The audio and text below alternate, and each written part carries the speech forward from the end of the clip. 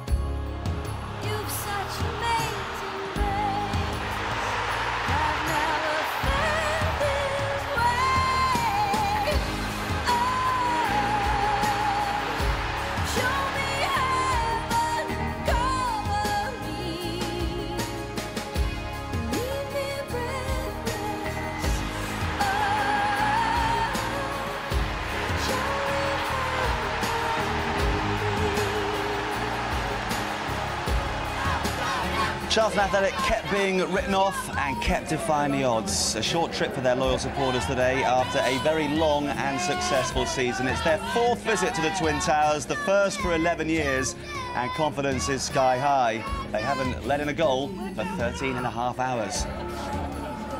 Sunderland supporters are hoping it's fourth time lucky as far as North East sides at Wembley are concerned this season. Middlesbrough lost the Coca-Cola Cup final, Newcastle the FA Cup, and Law Town the FA Vase.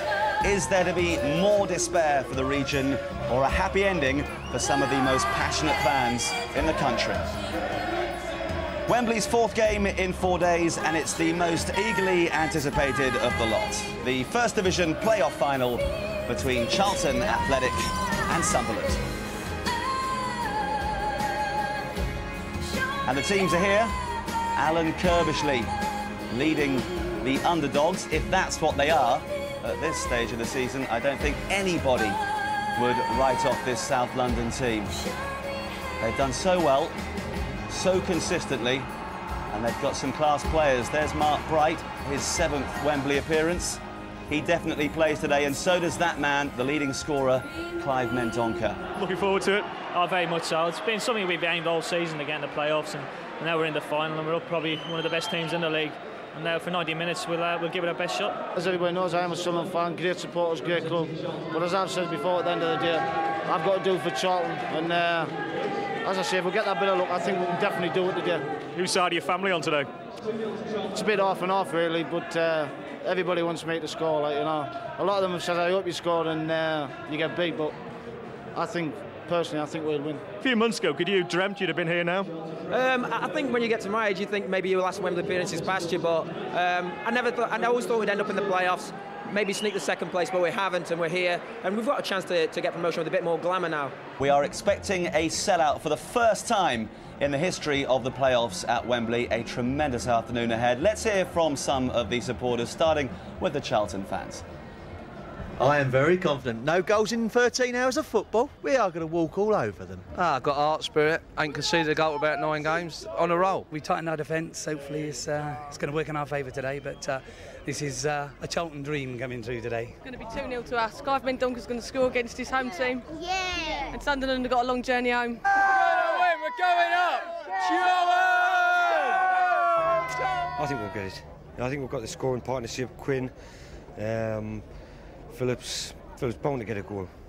Bet me house or not. Well, I'm really looking forward to it. It's been a great day. We've talked to a few Charlton supporters, had a good chat, and I think it's going to be a great day. It's going to be a good game, 2 good sides. Well, that's what they think. Let's get the team news for the final time this season from Alan Bentley. Yes, thanks a lot, Marcus. There is something of a surprise in the Charlton ranks. I can tell you John Robinson, although he's fit, doesn't play. He has to be content with a place on the bench. Let's have a look at the two sides in a bit more detail for you, starting with Charlton Athletic. And in goal, this man, Sasa Ilic, Melbourne-born, Yugoslav passport, 9 clean sheets on the trot.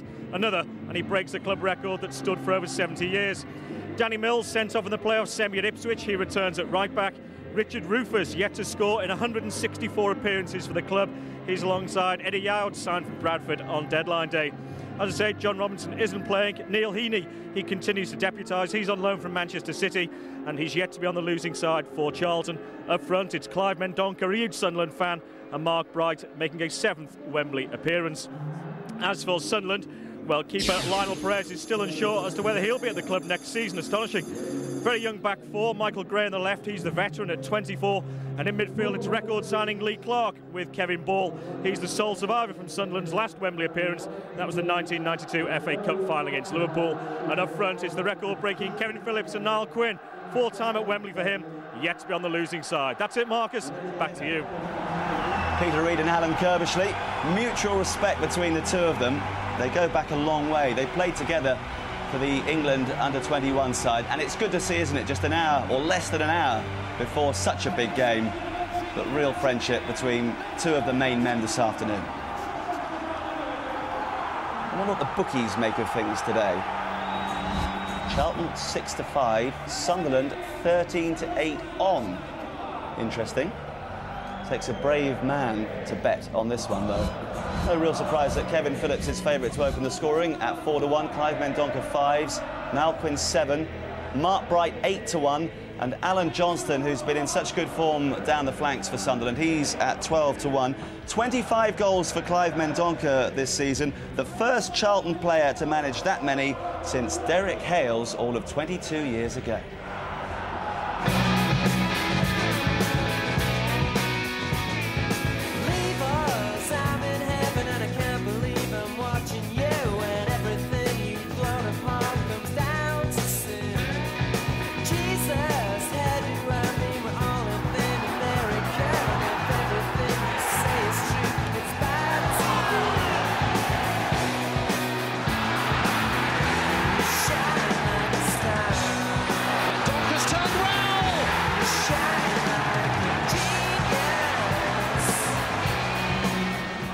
Well, I've got Ray Wilkins, Clive Allen and Lenny Lawrence with me this afternoon. One of the criticisms levelled at Charlton over the years has been the lack of a prolific or at least a consistent goal scorer, but obviously they eradicated that problem by signing Clive Mendonca. Yeah, they've got a 20-goal-a-year man for the first time for many years in Clive Mendonca, and it's made the difference. They were in the playoffs 2 seasons ago when they lost out to Crystal Palace, and they lacked a goal scorer through that season at that time, but it's been a terrific buy at £700,000, a club record.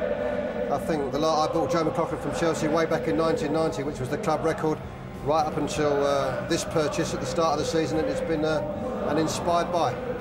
We heard him a bit earlier, Ray, saying he comes from the north-east, so he's got a slight dilemma with a lot of his family actually hoping Sunderland win today. Well, I don't think he's got a dilemma. He's just got to go out there and get a goal for Charlton Athletic. I think his family have got the dilemma. Yeah. They obviously want him to do ever so well, but they are so passionate about their football in the north-east, and naturally, if they're Sunderland supporters, want Sunderland to win, but I don't see where Clive's got a dilemma at all.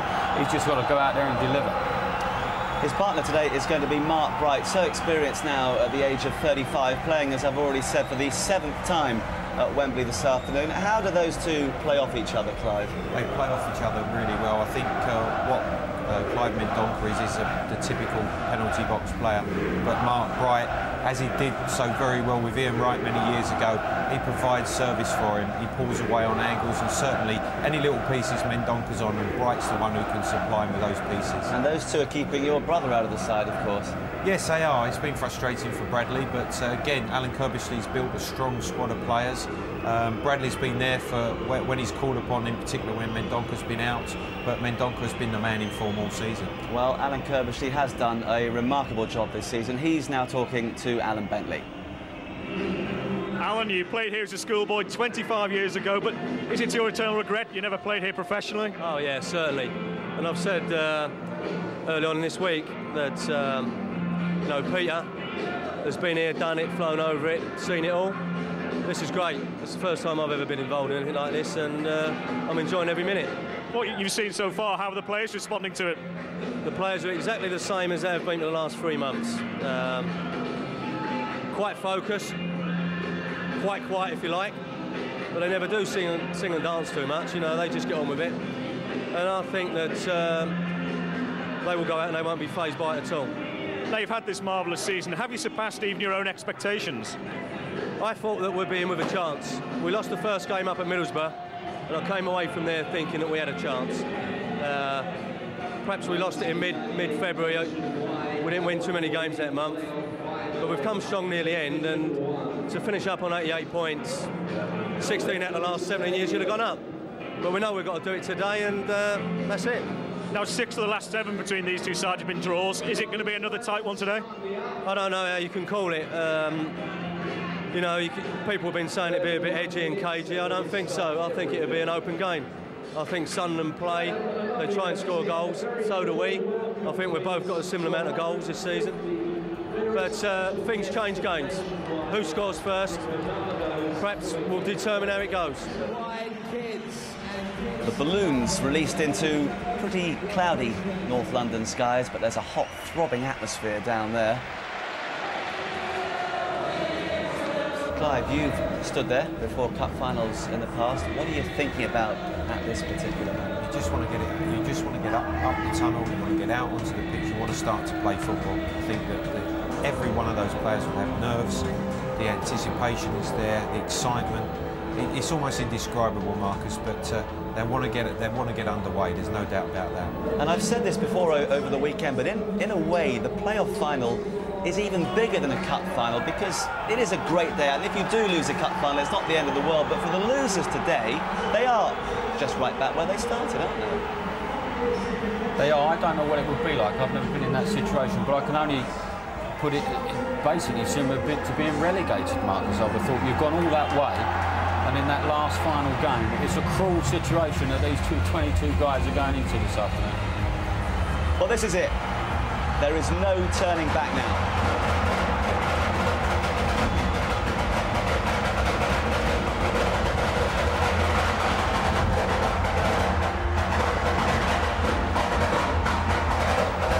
It's like a war down there.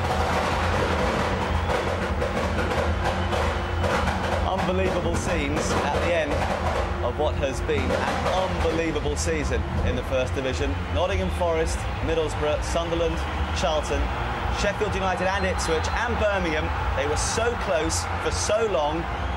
In the end, Borough and Forest did it automatically, and these two have been left to scrap over that one remaining place that means so much financially and from a pride point of view. Every one of those players wants to be in the Premiership next season. So do those fans. I'll tell you what, I've been here a few times. This matches any atmosphere I've witnessed. The noise is just, it's absolutely deafening. And you talk about cup finals and what is part and parcel of a cup final, but this is just quite remarkable. We thought there was going to be a fantastic atmosphere if Middlesbrough had been here to play against Sunderland, but all credit to the Charlton fans. They're small in number as a rule, Lenny, but they're loyal and they're passionate too, no doubt about that. There's a great relationship between Charlton and their fans because of what they've gone through over the previous years, and I think Charlton look after their fans as well as any club. They've sold upwards of 35,000 tickets, I think, so they'll be making as much noise as the Sunderland fans. But I've been to a few of these finals, and as they say, it's the first one where there's been a capacity crowd, and I can't remember any other occasion where the atmosphere has been like this. It's very special, no doubt about that. Charlton, by the way, won the toss, so they're in red. Guest of honour today is Dr. Brian Davis, who is the Chief Executive of Nationwide. And with him is David Sheepshanks of the Football League. The official introductions. Firm shake of the hand for Peter Reid. And a little word. Kevin Ball is the Sunderland skipper who will introduce Dr. Davis to the team. You might want to take their blood pressure as well. It's that sort of afternoon. Not totally sure about these Sunderland away shirts. Are you, Clive? Not the nicest of colours. I'm sure they would have liked to have been playing in their red and white stripes this afternoon. But it will become irrelevant once the game gets underway, I can assure you. It's interesting, Charlton won the toss for the choice of changing rooms, I think, and the shirts. And interestingly, all 5 finals at Wembley this year, Chelsea, Coca-Cola, Arsenal FA Cup, 2 playoff finals, and Grimsby the auto windscreen have all been won by the team with its fans at the end, where the Charlton fans there now. He says getting his anorak on. I was going to say, Lenny Lawrence, Sky Sports' very own statistician. Thank you very much indeed for that, Lenny. Interesting point there. Got any more of those? No. Good. There is talk, by the way, that if Sunderland win, they might change their shirts to go up and receive the trophy and the plaudits in the red and white. But there's Charlton, Mark Kinsella leading the introductions there. John Robinson looking into the crowd.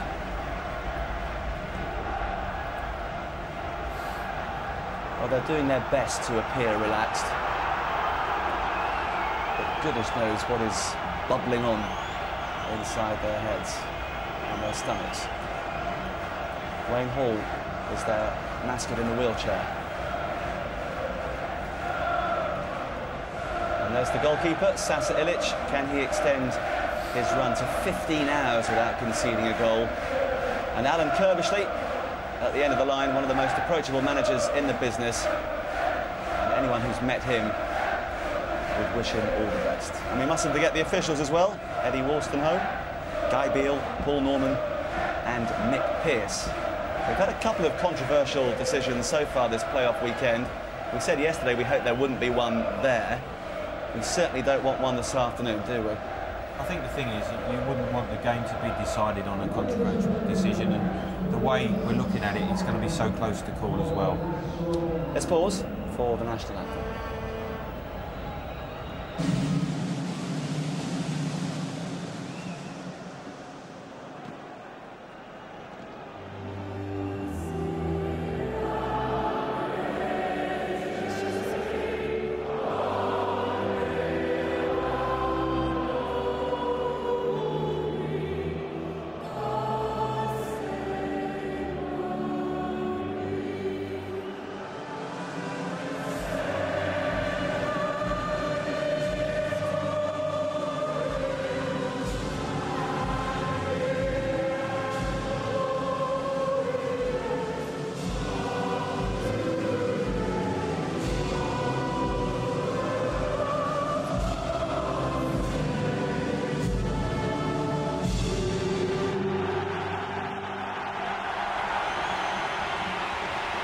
OK, final word. Clive, who's going to win? Charlton. Ray? Sunderland. Lenny? Charlton, but possibly after extra time. 2-1 to Charlton, according to our guests. We shall see. Time now to join our commentators for the last time in this incredible season, Alan Brazil and Rob Hawthorne. A feverish atmosphere at Wembley as ever, but the fact that both of the club supporters are wearing their brazen red and white makes Wembley more of a cauldron than ever. Let's take a look at the two teams. And Charlton welcome back Danny Mills after his suspension for the second leg of the playoff semi-final with Ipswich. And Clive Mendonca, of course, returns after his back injury. Apart from that, Alan Kirbishley's major decision was whether to bring John Robinson back after he suffered a hairline fracture of the leg. But only recently back in training and without a competitive game, even in the reserves, he isn't risked from the start. And Neil Heaney plays the final game of his loan spell from Manchester City. 4-4-2 for Charlton Athletic this afternoon, and what a match this promises to be. Sasa Ilic, 9 clean sheets, big imposing goalkeeper. Back four, Danny Mills. Eddie Yow's fantastic signing from Bradford City, alongside the pacey Richard Rufus. Ex-Norwich City left back Mark Bowen, he'll try and get forward as often as possible. Good left foot across the midfield. I think Sean Newton and Danny Mills, very important for Charlton today against the threat of Gray and Johnson. Inside him, Kinsella, captain, fantastic, excellent against Ipswich Town in the semi-final. And Jones, what a battle, Jones versus Kevin Ball. Then Heaney on the left-hand side on loan from Man City, how he's enjoying this loan spell. Up front, Mark Bright, I think, has looked very, very sharp. Last 4 or 5 games I've seen him, the veteran. And alongside him, Clive Mendonca, 25 goals. Sunderland daft, but not today. Sunderland's team almost picked itself after Kevin Phillips and Niall Quinn recovered from minor knocks. It's the same 11 that beat Sheffield United in the second leg of the semi-final, and Quinn is one of 5 survivors from the team relegated from the Premiership by Wimbledon on the last day of last season. He, Lionel Perez, Michael Gray, Darren Williams and Kevin Ball will be hoping for a vastly different last day scenario this time. Ball, incidentally, was part of the Sunderland side defeated by Liverpool here in the 1992 FA Cup final. Yeah, same for the favourite Sunderland. Reedy's men 4-4-2. Lionel Perez, who's excellent in the semi-finals. His back four, which is a young back four. Many people feel this is a big test for them. Holloway, Craddock, who I think has been excellent since signing from Cambridge United, found a couple of yards in pace. Darren Williams and Michael Gray. I think this fella is a smashing player. He's going to love Wembley this afternoon. Midfield 4, Nicky Summerby only needs half a yard to flip the balls in for Niall Quinn. Lee Clark, how influential is he going to be today? The battle with Kinsella is a key area today. Kevin Ball, 100% gritty determination. Watch for him getting in the box with late runs. And then Alan Magic Johnson loves to come down the left-hand side, but comes inside full-backs with his favoured right foot of his, always going for a bender at the far post. Up front, the towering Niall Quinn. Good hold-up player, and also alongside, super player, Kevin Phillips, a fan's favourite.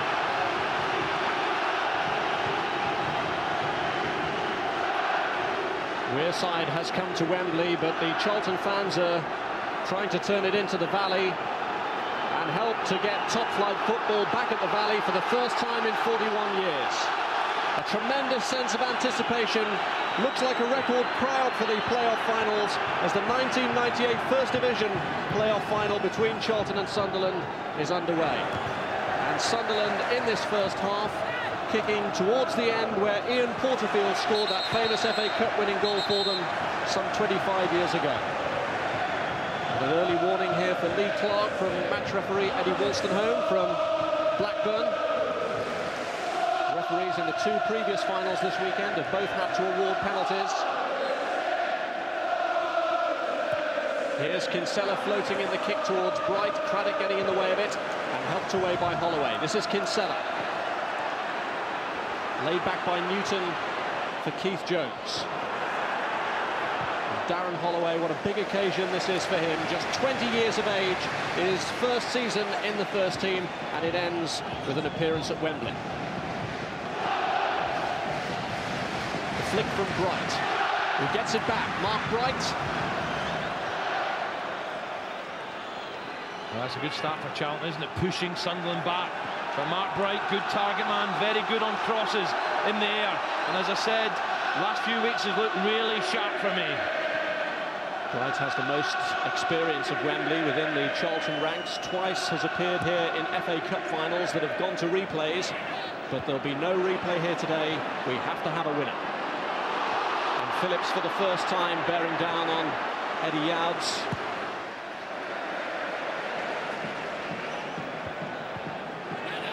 This is Heaney. Bowen. Cleared by Williams.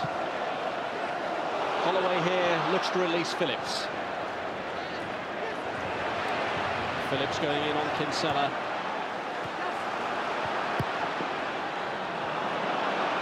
It's a good competitive start. Newton, too long for Mendonca, and tidied up by Jody Craddock. The nice thing about this game, Rob, there's pace and width on both sides. Newton's a flyer down the right with Mills, and down the left for Sunderland. Directly against them, Gray and Johnson. Clark aiming it towards Nicky Summerby. Will he enjoy the open spaces of Wembley?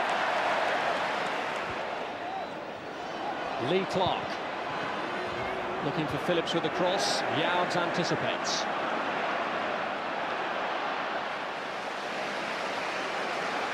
Jody Craddock.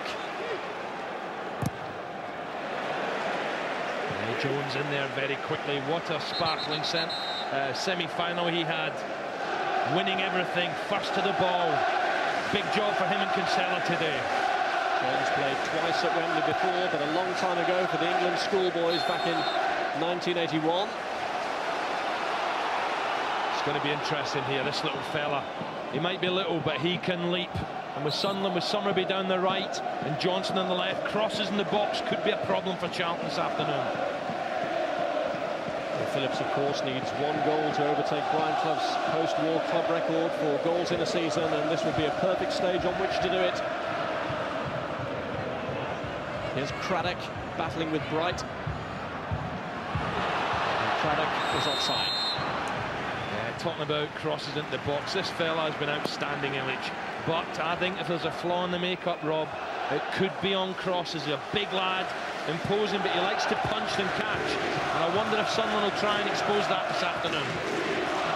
Illich's goal has gone unbreached now for over 13 and a half hours. The last goal he conceded back on the 28th of March to Nottingham Forest Kevin Campbell. Ball, little push on Keith Jones. Yeah, we're going to see a lot of that today. Ball against Jones. Fierce competitors.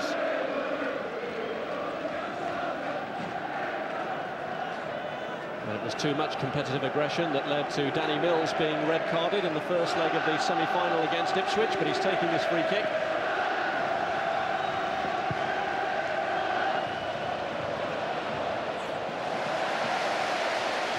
Safe handling from Perez. Semi-final, he was marvellous as well, wasn't he? Thrown the odd Rick though, the odd mistake. Hopefully not this afternoon. Semi-final performance from Perez drew comparisons with a great Wembley performance from one Jim Montgomery. Here's Mills. Mendonca trying to slip Newton through, and as he got him behind Gray hair, it had gone behind, goal kick. Yeah, what a good battle that's going to be, because Newton can fly. Michael Gray as well, very, very pacey. And Donker knows the pace he's got on his outside and the right-hand side. Just overhit the pass. Sean Newton's second appearance in the playoffs, and he scored in the semi-finals of both, but can he go all the way and score in the final? Splendid goal he scored against Ipswich.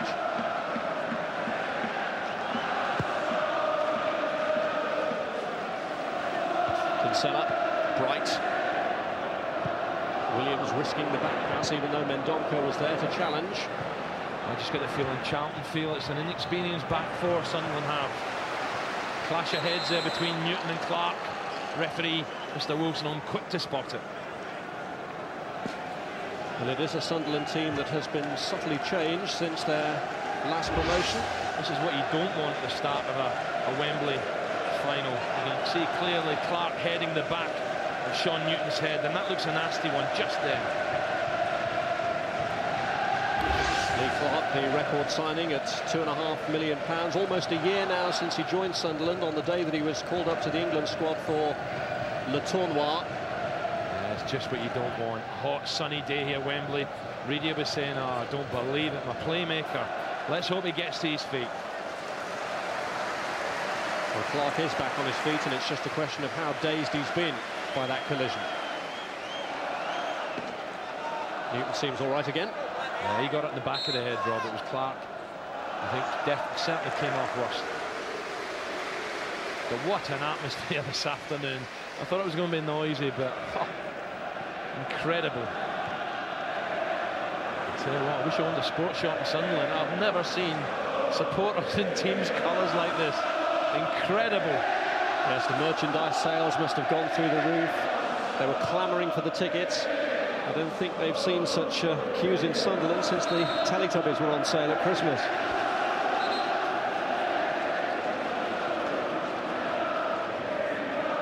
I think first goal again in the final is key. Who's going to get it? Johnston. Header away by Youds. This is Clark to ball. Now Phillips looking to turn. Kinsella quickly helping out Rufus there. I think you'll find Rufus is looking after Phillips most of the game, just pace against pace. As Eddie Youds will look for the towering now, Quinn.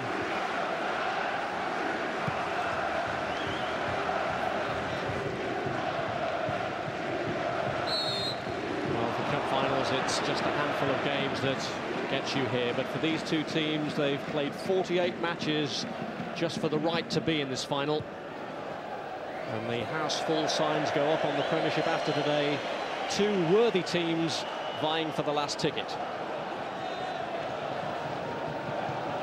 And there really has been so little to choose between them. Sunderland 2 points ahead in the final league table, but both previous league meetings this season drawn, as have 6 of the previous 7 meetings.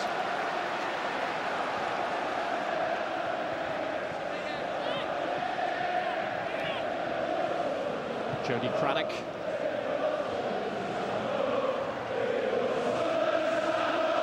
Michael Gray. There's Jones. Ball. Clark. Neil Heaney.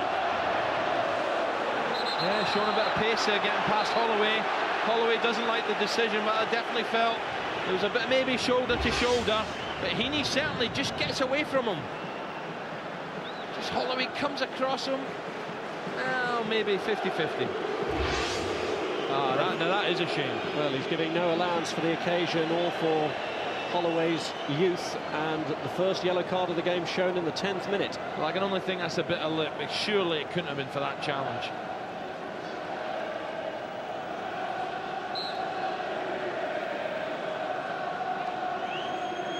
Mark Bowen's free kick. Danny Mills suddenly pulling free. Ball blocked it. And he shouts for handball there on Kevin Ball. I don't think so. Charlton are certainly not overawed here.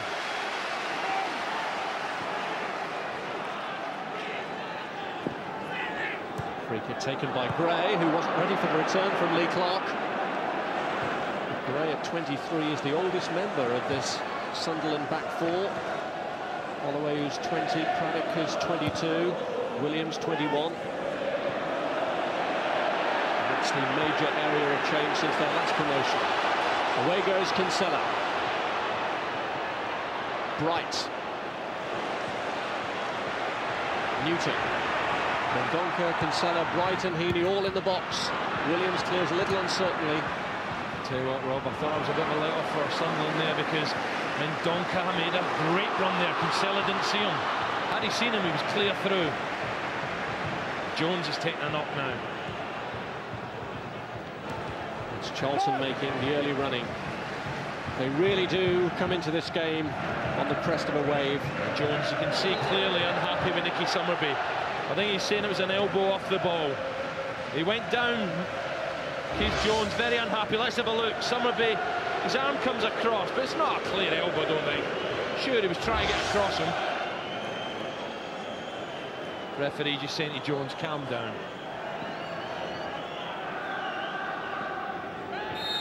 Williams climbing all over Bright. I think Charlton started the better here. Here goes Bowen. Bright. Jones reached out but couldn't get there. It's his opposite number 4, Clark, who emerged with it. Well won though by Youds. Great challenge from Eddie Youds. Well, there have been some pretty inspirational signings. It was a risky gamble from Alan Kirbishley, bringing in 3 players just before the deadline. Might have unsettled a team that had already done well to get into a promotion position. But since Mills and Youds and Heaney have been there, they haven't lost a game.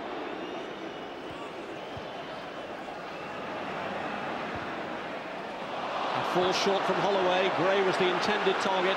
Newton cut it out. And although he looked for a return from Mendonca, well read by Gray.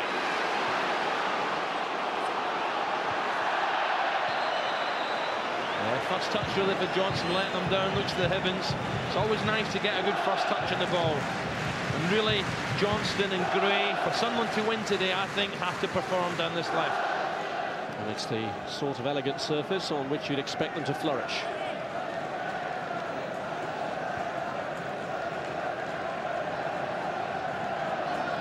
Charlton's 4th Wembley appearance, but their first in 11 years. The other 2 were in the 2 years immediately after the Second World War, when they won and lost an FA Cup final, both of which went to extra time. Definitely 1 or 2 nerves out there. First touches are letting people down. Quinn, Summerby's made a good break down the inside right channel, but Heaney's managed to hold him up.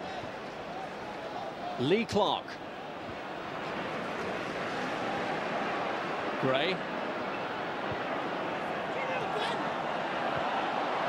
Johnston, good return to Gray. Newton scampering back with him, but he gets the cross behind for the goal kick. Yeah, it's going to be a smashing, intriguing battle between these two, Gray and Newton. Newton's trying to force Gray back as often as possible. Gray's trying to lick up with Johnston as soon as possible. I think Johnston gives him a lot to do here, but look at Newton tracking back. It's got to be some cross from way out there. Gray then was up against Newton, who was helping out Danny Mills, having played previously in the right-back position, although the right side of midfield is where he's tended to do his best work.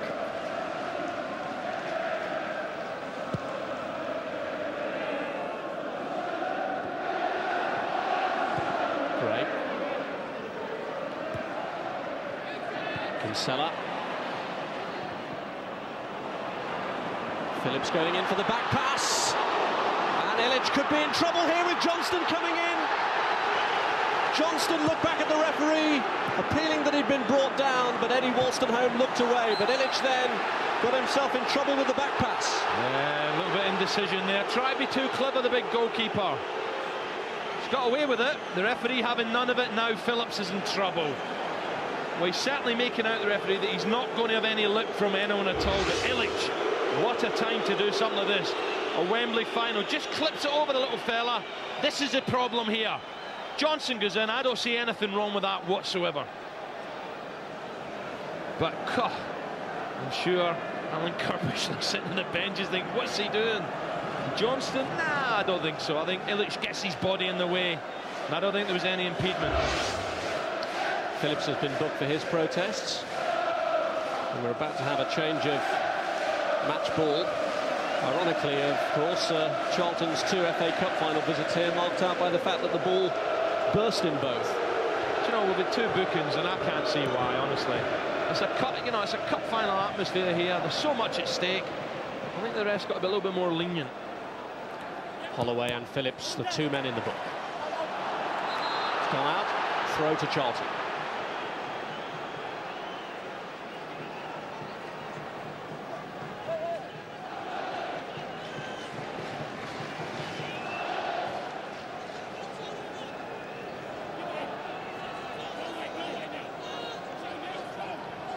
Mendonca.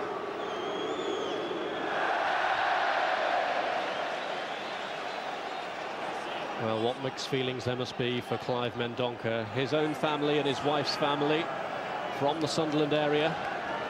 And although he desperately wants to get the goal that will take his team into the Premiership, he'll be hiding himself away from the in-laws if he slams the door on Sunderland's bit.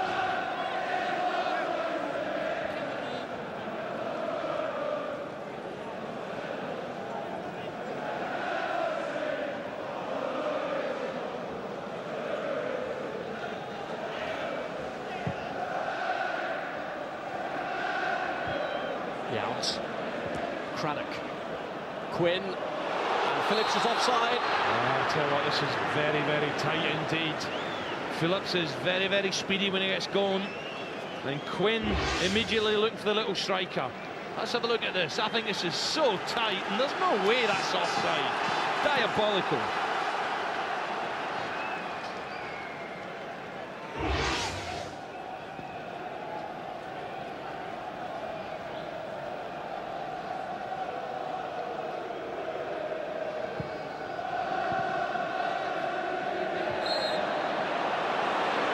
By Williams. I just feel Mark Bright up there, you know, feels he's got the beating of Craddock and Williams in the air. With all his experience, the timing, the jump against the youngsters. Right, a player who has still to sort his future out, and there'll be much discussion about players' futures when they know which division they're going to be in. Bowen gets the cross in, cleared by Craddock. Gray, this time fouled by Kinsella, and it looks like being the first Charlton booking. Just having a little spate of yellow cards at the moment. Yeah, I think this referee's left arm's going to be very tired by the end of the game. Of course, Kinsella is late, catches Gray, but that's the 3rd booking, and it's certainly not been a dirty match. 18 minutes gone. Kinsella showing the yellow. It was amazing, Rob, yesterday tell Hebron let the game flow, but certainly not the case this afternoon. And yet again, the whistle blown. Niall Quinn can't believe it. The fans don't like either, do they? Oh well, I've never reffed myself, so I'm going to shut up. But it was apparent yesterday in the Grimsby-Northampton game just how few offside decisions there actually were.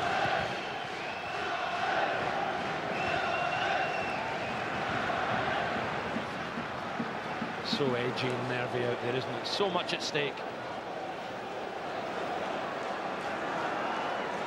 Here's Gray.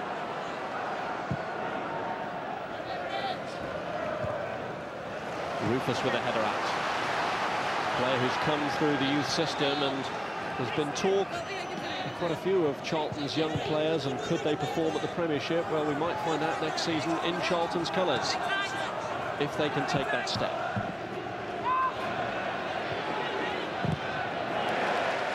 Gray wins the throw off Danny Mills. He's impressed me since coming to Charlton, Danny Mills. And that Ipswich match showed us some tremendous pace up the right-hand side in the semi-final. Good defending again today. Come off Jones. There's a deflection, says the referee. Wasn't played back.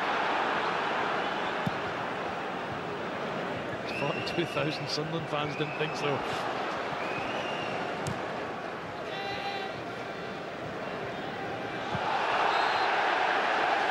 Phillips pushed in the back by Yards. It's a bit of a swirling wind down there. I know it's a red-hot atmosphere, but it's a bit windy and the ball's holding up a little bit.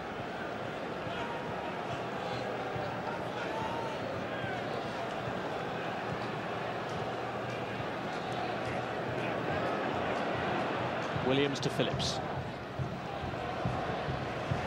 Summerby. Getting his cross past Bowen, that's off the defender for the corner. One thing about Nicky Summerby, he doesn't waste time. He gets half a yard and he just tries to curl it round Mark Bowen. Bowen getting in the way this time, but can cross a tremendous ball, Nicky Summerby.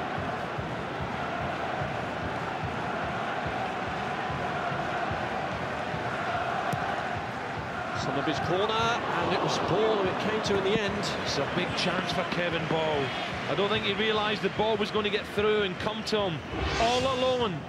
And Alan Kirbishley won't be happy with this. Look at Ball alone in the picture now. It comes through, and he's only got to hit the target there. Just couldn't control his header. They've already flown over the heads of Craddock and Williams ahead of him.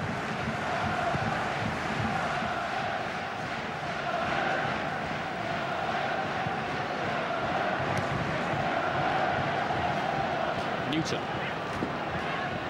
Kinsella. He'd spotted the run of Newton there, couldn't get his foot round the ball enough, but Kinsella does see runs early. Well, very even, maybe Sunderland just shading it. I thought Charlton started the better. But Illich, in failing to deal with a back pass, almost gave Sunderland their best opportunity in the opening half of this first half. Yards releasing it to Mendonca, and this is Bright. I haven't seen too much of the dangerous players. I haven't seen much of Mendonca or Phillips at the other end. Gray. Johnston. Good run from Clark. Johnson couldn't find him. But Lee Clark making a good run, but this fella, Danny Mills, has to be careful. He will come inside as often as possible. Been in good form this season as Alan Johnston earned recognition for the Scotland B team. But this World Cup has, unfortunately for him, just come a bit too soon for him.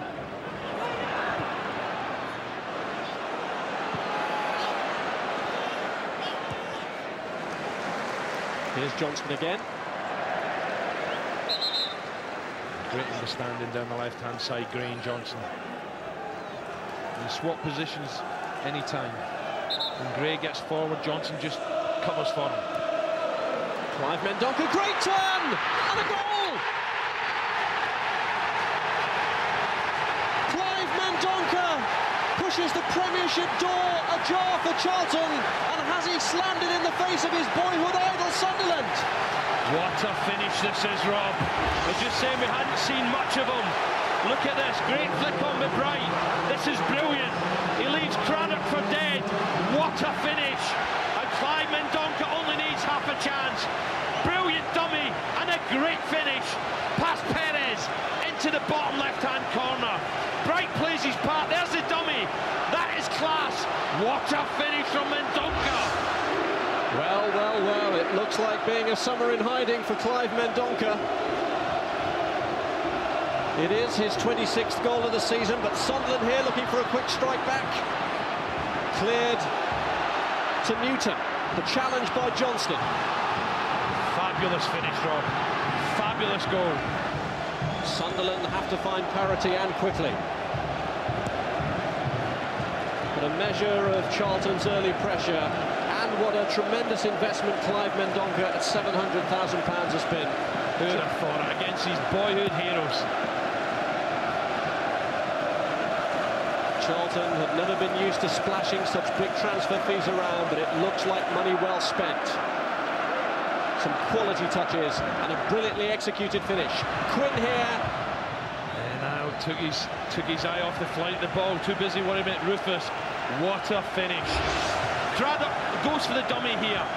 And really a little bit inexperienced from the young defender, but full marks to Clive Mendonca, and the finish was fantastic. And Kirbysley, get in there, Clive. What a start for Charlton. One goal was enough for his former club Grimsby yesterday. Is it going to be enough for Charlton here today? Well, you have to say, I think Craddock went to ground a little bit early there, and also the goalkeeper, Rob, I felt went down too early, but great forward play from Clive Mendonca. Now the resolve of this young defence will be tested fully. A hopeful one from Bowen, but it's gone behind for the goal kick. Wow. The red and white shirts are Sunderland away to right. Silent. Shell-shocked. The Sunderland boy as well with a goal.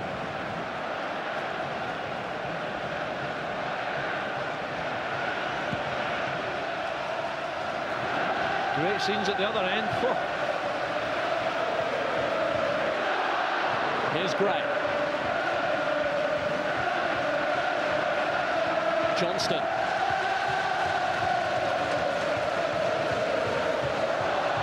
Well, they need some magic from Magic Johnston at the moment, but Rufus is there to clear back to it. Aim towards Quinn, and he's got him behind Bowen. Good defending from Hartbone. Quinn took it in the chest beautifully there, and I thought he was going to get the right foot strike away. Mark Bowen getting back, keeping his eye on the ball. Throw taken towards Quinn, and it's Kevin Ball! Phillips goes for it, and it's right across the face. Phillips a whisking away and getting a toe to that. Came in as quick as he could, the far post. Ball's cross shot. Goodness me, this is close. Look at little Phillips lurking. Can't get anywhere near it, and surely would have scored.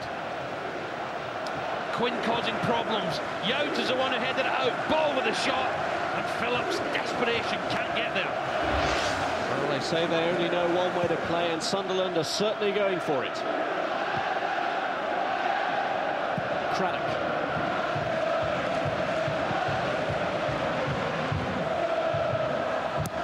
Cleared by Mills. This is Bright.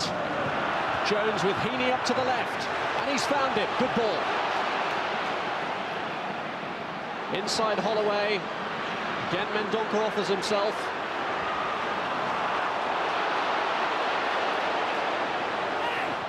Oh, what a game for Clive Mendonca.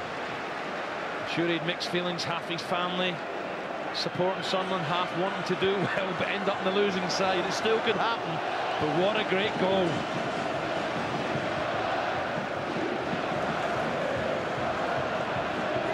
Here's Phillips.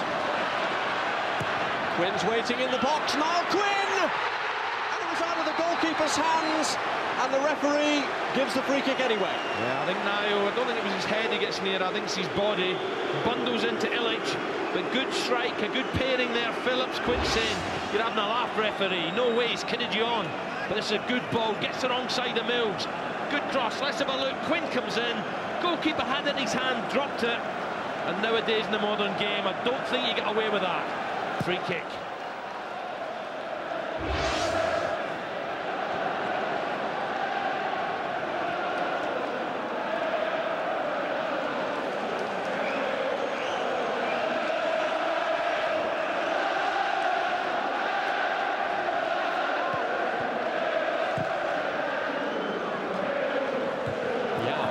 Here's Rufus.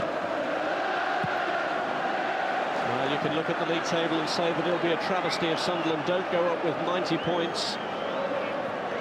Peter Reid may think so. They'll be saying there's a long time to go. He's got a lot of faith in his youngsters, and they'll keep bombing forward.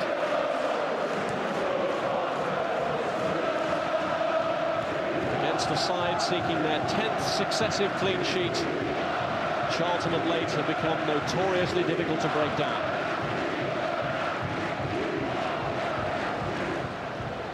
Williams. The last 5 playoff finals, remember, have been settled 1-0. Johnston. This is Clark.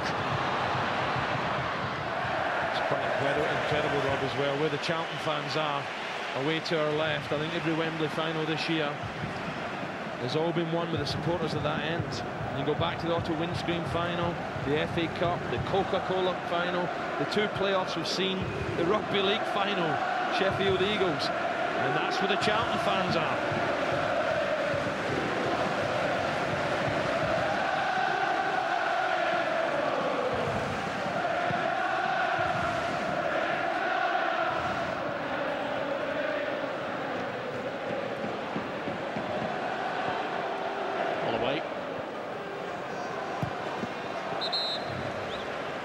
Looking for a superstition of their own, Sunderland. They lost the toss for playing in their home colours, and the teams who've previously lost the toss over the last 2 playoffs have gone on to win the game.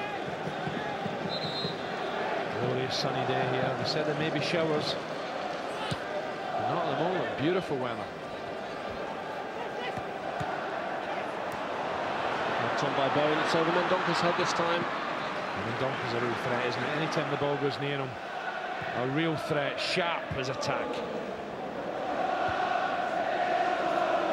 Bowen. Neil Heaney. Mendonca, good ball back to Heaney. Bright is waiting in the box if they can furnish him with a cross. Mark Bright! Good defending from Michael Gray. You wouldn't fancy him in the far post against Bright, would you? Beautiful ball from Heaney. Really teasing the Sunderland defence here. Lovely touch from Mendonca. But look at the far post here. Gray is struggling as Bright comes in, and Gray stands up well. But again, lightning break from Charlton. Bright scored against Sunderland at the Valley in March, on a day when Clive Mendonca actually had a goal ruled out for offside, but Mendonca's goal this time counts. There's a couple of that's a late challenge for Mendonca. And it was on Summerby, and then there was another incident after that between Bright and Williams. The tempers are getting a little bit heated out there. There's no doubt it's late. It's going to be another yellow, I think, Rob.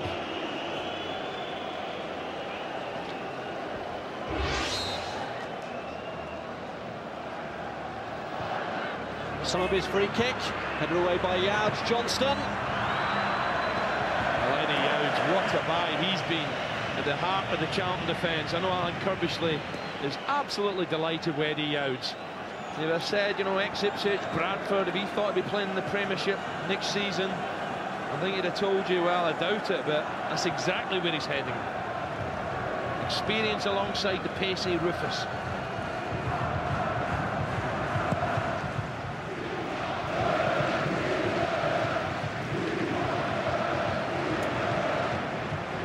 Heaney. This is Phillips. Win up on his own against Rufus.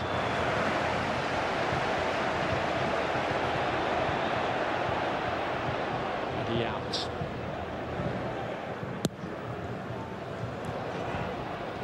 Clark.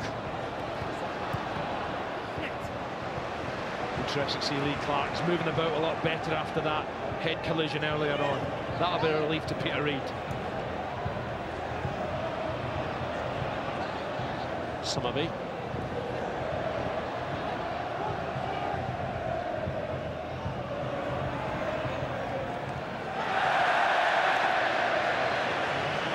Charlton are dealing well with the threat of the width down both flanks from Sunderland.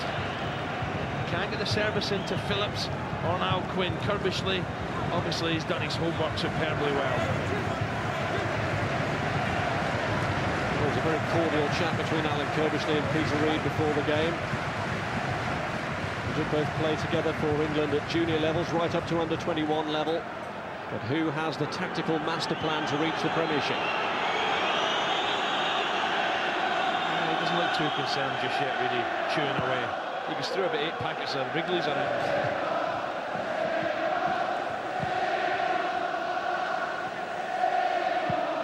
Well, managers will tell you that you don't really know about pressure until you've been in the playoffs. And of course, although Peter Reid has played at Wembley many times before, including 3 caps for England here, he's not in a position to influence things out on the pitch today as he used to be.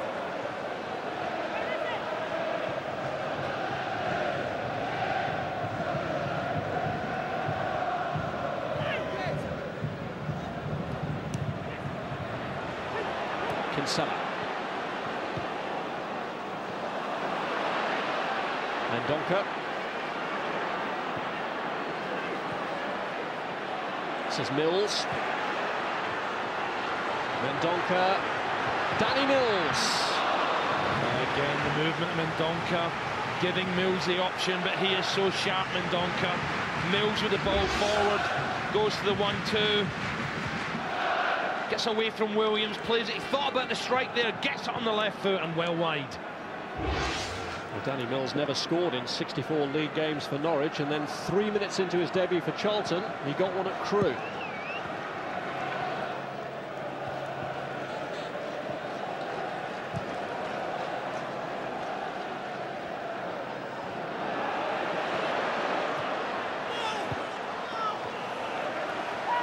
Two days ago, England were playing here, and the latest match in their World Cup preparation is in Morocco. It's on Wednesday at 5 o'clock on Sky Sports 2.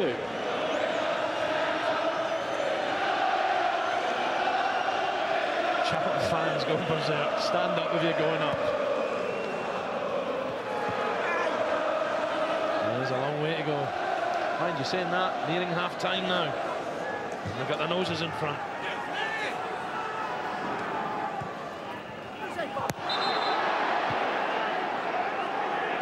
Alan in the studio, one of our guests, was pretty confident Charlton could do this. They won't be resting too easily though, with just that Clive Mendonca goal to separate them.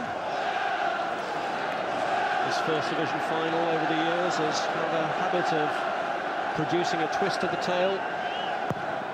Indeed, the last two have both been settled with virtually the last kick of the game. Steve Claridge for Leicester 2 years ago, and David Hopkin for Palace last year. Frustration here for Quinn. Yeah, the linesman right next to him saying he pushed Danny Mills there. Bignell hasn't really imposed himself in the game just yet. I think he's very unlucky there, to be fair to him. And the linesman was 2 yards away, you could see the flag. Niall having a word again, and rightly so in my opinion.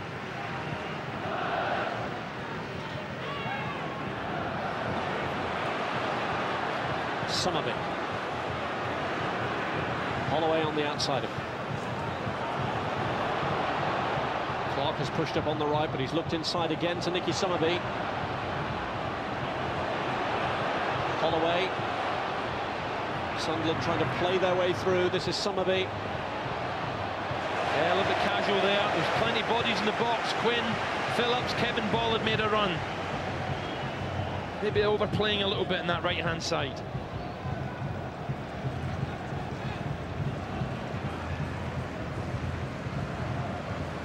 Summerby.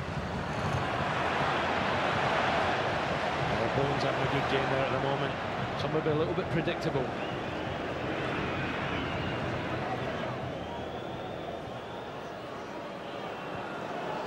Sunderland getting a lot of possession, but Charlton making it very difficult for them to do anything positive. Yeah, good play from Williams, though. Nice build-up. Charlton quite happy to let someone have the ball all the way back there.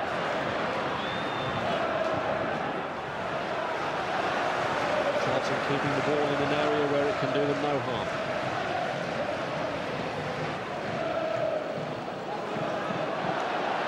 Here's Craddock. Gray.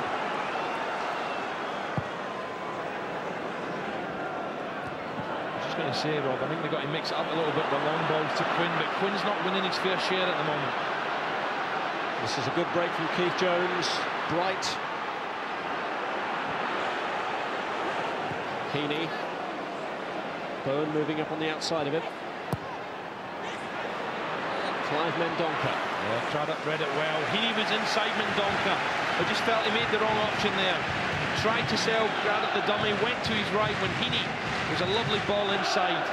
A good break from Charlton down the left.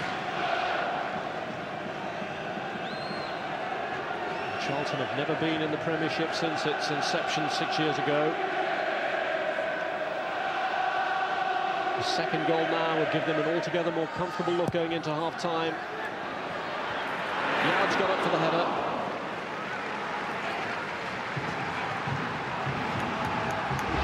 Little chance here for Eddie, rises above the crowd. Good ball deep, Eddie Yow's in a central position. Craddock was there, Williams was there, and Quinn.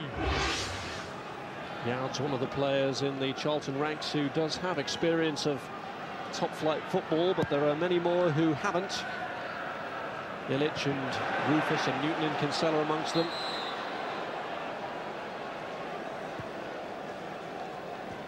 Sunderland do, I think, rely on their width so much, especially left-hand side.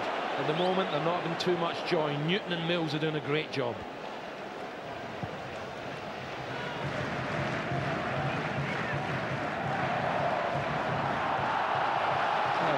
Give it the other way. I thought it was a nudge on Johnson, but I think Johnson was the one who put the ball out. Still, Sunderland get, I think it is a free kick.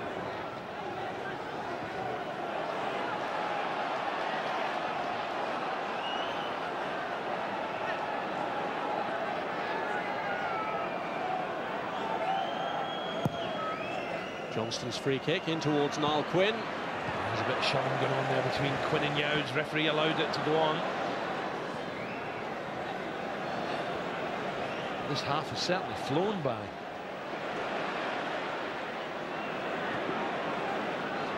Great. Here's Holloway. Summerby. Well, they have tried to vary with the long ball, but that was easy pickings for Sasha Illich. Well, he's so big and large, you know, Summerby's really got to keep it away, try and find the head of Quinn so Phillips can feed off him.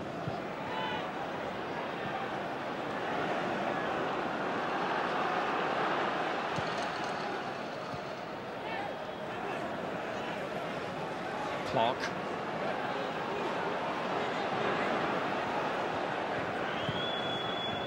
Craddock aiming for Niall Quinn. Headed back across to Phillips. Lee Clark! You know, it just falls on the wrong foot. I think Clark wanted it just to drop on the left foot and he ended up prodding out the right. But that's better. The long ball to Quinn's head from Craddock. Phillips does well to read this. It's a great first touch into the legs of Clark. And it's in between his two legs, Rob. And in the end, just prods out his right foot. Not far away. 13 goals already this season for Lee Clark, which is his best ever scoring return.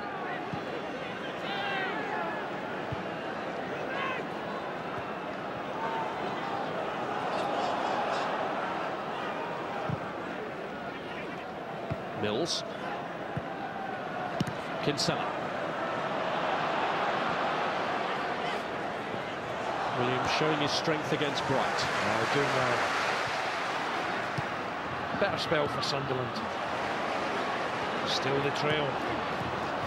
Quinn fouled by Rufus, and it looks like another yellow card. The third for a Charlton player. And certainly from behind catching now Quinn. Rufus very quick, very tight there. Tries to get in front of now Quinn, to be fair to him, but Quinny uses the experience and his strength and goes down. No complaints. Still only 23 years of age, Richard Rufus made an impressive full league debut in a 1-1 draw at Sunderland when they were playing at Roker Park. Really has grown in stature. And dreaming of the Premiership. Gray here looking for Quinn with a free kick. And that time the offender was Quinn against Rufus. Not too happy with some of the decisions from this assistant referee, Guy Beale. He's quite happy about it, isn't he? Little smile there as he runs back.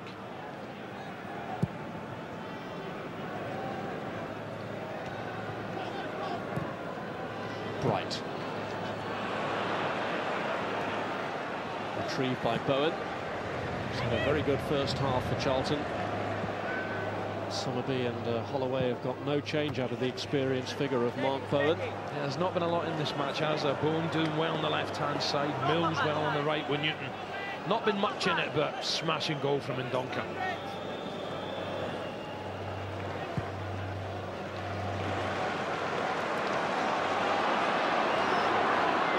Gray. Ball. This is Johnston. Gray calling for it out on the left. Mills is reading it well there. Maybe a little bit unlucky here. He knows Johnson does like to come in on the right foot, the favoured foot. But when Mickey Gray gets the ball and travels 30-40 yards, Sunderland fans love it.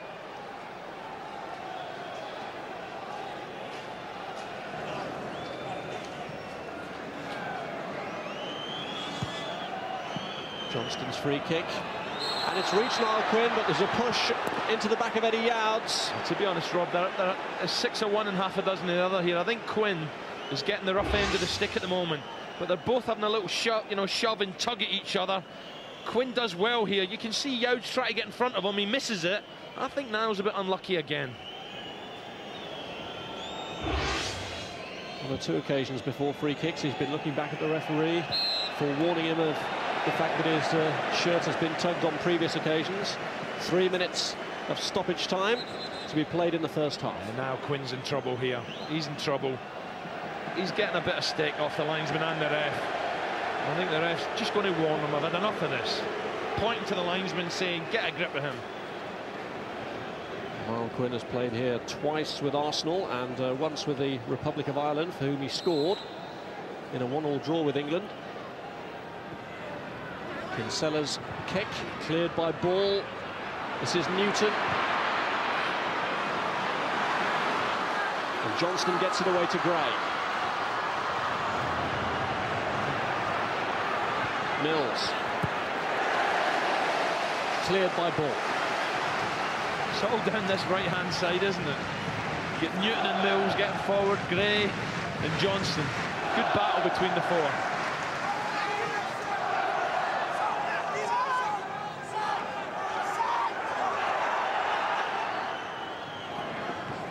Ndonka. Mills.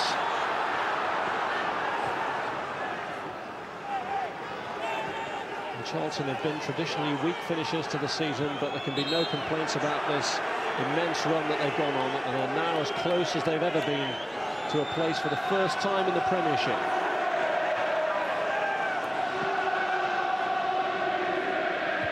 Right up for the throw.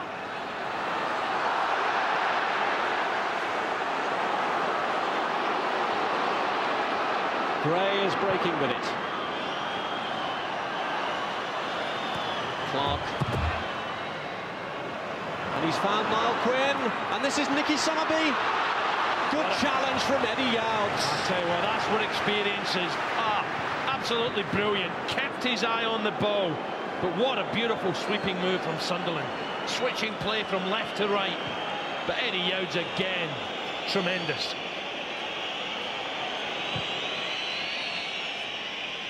Quinn lets it go, but just when the alarm bells were ringing, Yard stepped in. That was a great move, wasn't it? Quinn just cushioned it into Summerby. I thought this was excellent. Thought he got Bashiaus, but somehow the big right foot came out.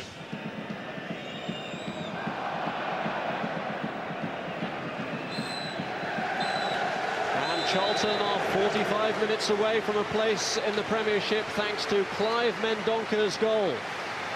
Alan Kirbishley will be hoping that early in the second half perhaps his team can add to Mendonca's strike, whereas Peter Reid will be reinforcing the message to his boys that they face starting from scratch again next season unless they can cancel out Mendonca's strike against the team that he supported as a boy. Contrasting emotions on the bench. There'll be contrasting emotions too for Mendonca if it proves to be the match winner.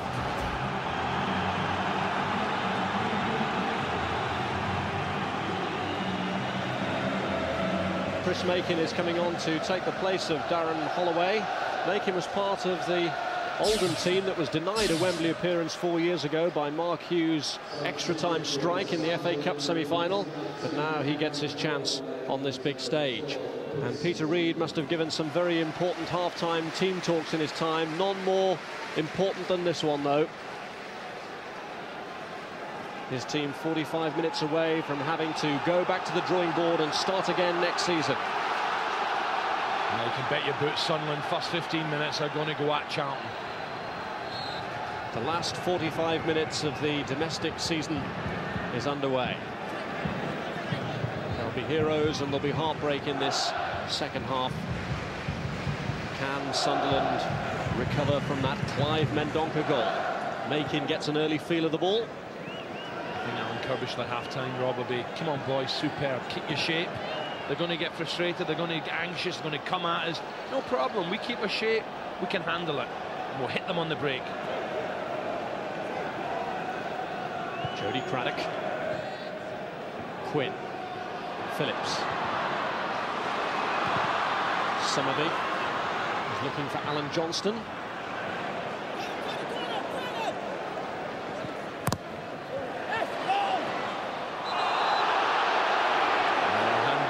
Decision there from the linesman, not Sunderland's favourite linesman. Well, Sunderland have been infuriated by one or two decisions, and Niall Quinn has already got involved in another heated argument at the start of the second half, just as he was for quite a bit of the first. Kevin Ball, they'll be looking to his inspirational leadership now, and to the quality of this man, Lee Clark, who's got Quinn to his left, Phillips to his right. He's opted for Niall Quinn, but no danger there. Yeah, big Niall there, I think, chose the wrong option. Rufus knew exactly where he was. Lee Clark, good break from Clark. Sunderland need more of this from Lee Clark. But now Quinn, I felt, could have given a little bit of movement here. Maybe ran across Rufus, given him another option, trying a bender, but it's hopelessly wide off target. Big Niall there, just hoping they'd have ran across Rufus. Then he gives little Lee Clark an option to get in behind where he's vacated the space or lay it into the run. Sunderland are the country's top league goal scorers, 86 they managed in the First Division competition. And they're too short of their 100th for the season in all competitions. But it's not the century of goals that matters, it's that prized place back in the Premiership. Michael Gray, who scored the last time that Sunderland beat Charlton, but he's put his team under pressure here. Mendonca's given it back to Sean Newton. Cross aim towards Bright. Craddock was there defending, but this is Heaney. Jones. Bowen. Mendonca. Bowen under pressure from Summerby. He did well there not to concede the corner and to find his own man, Lee Clark. Aimed for Quinn. Great goal from Clark. This is better. The game's really opening up now. It's good awareness from Quinn too. He's found Johnston. This is a clean run through for him. Yeah, on his right foot as well. He had options. I think the linesman was going to flag for offside anyway, but that's better from Sunderland. Johnson cutting inside after a beautiful ball from Clark. Cracker. Quinn laying it off, superb. Johnson, now this is where he loves it, where he can run at the full-back, comes inside, has a good chance, a good look here. Now he's closed, but no strength and power. They've had such immense support at the Stadium of Light all season that the Sunderland players really want to do it for these fans. And they've already very much got the fans back on their side with this bright and breezy start to the second half. It's amazing the time Sunderland have got in the attack and they're looking for little lays. It's now Quinn who's there, and he's not, you know, he's not the striker who makes the darting runs. It's Phillips. They can't just get Phillips in the game.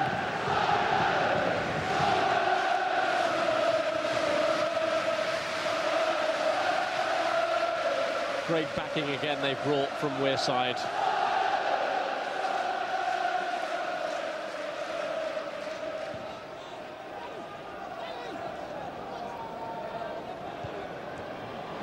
Clark tried to clear and managed to find Summerby. This is Macon.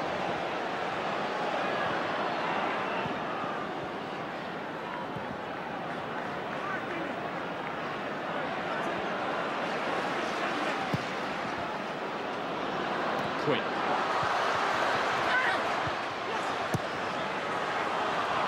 Headed away by Rufus.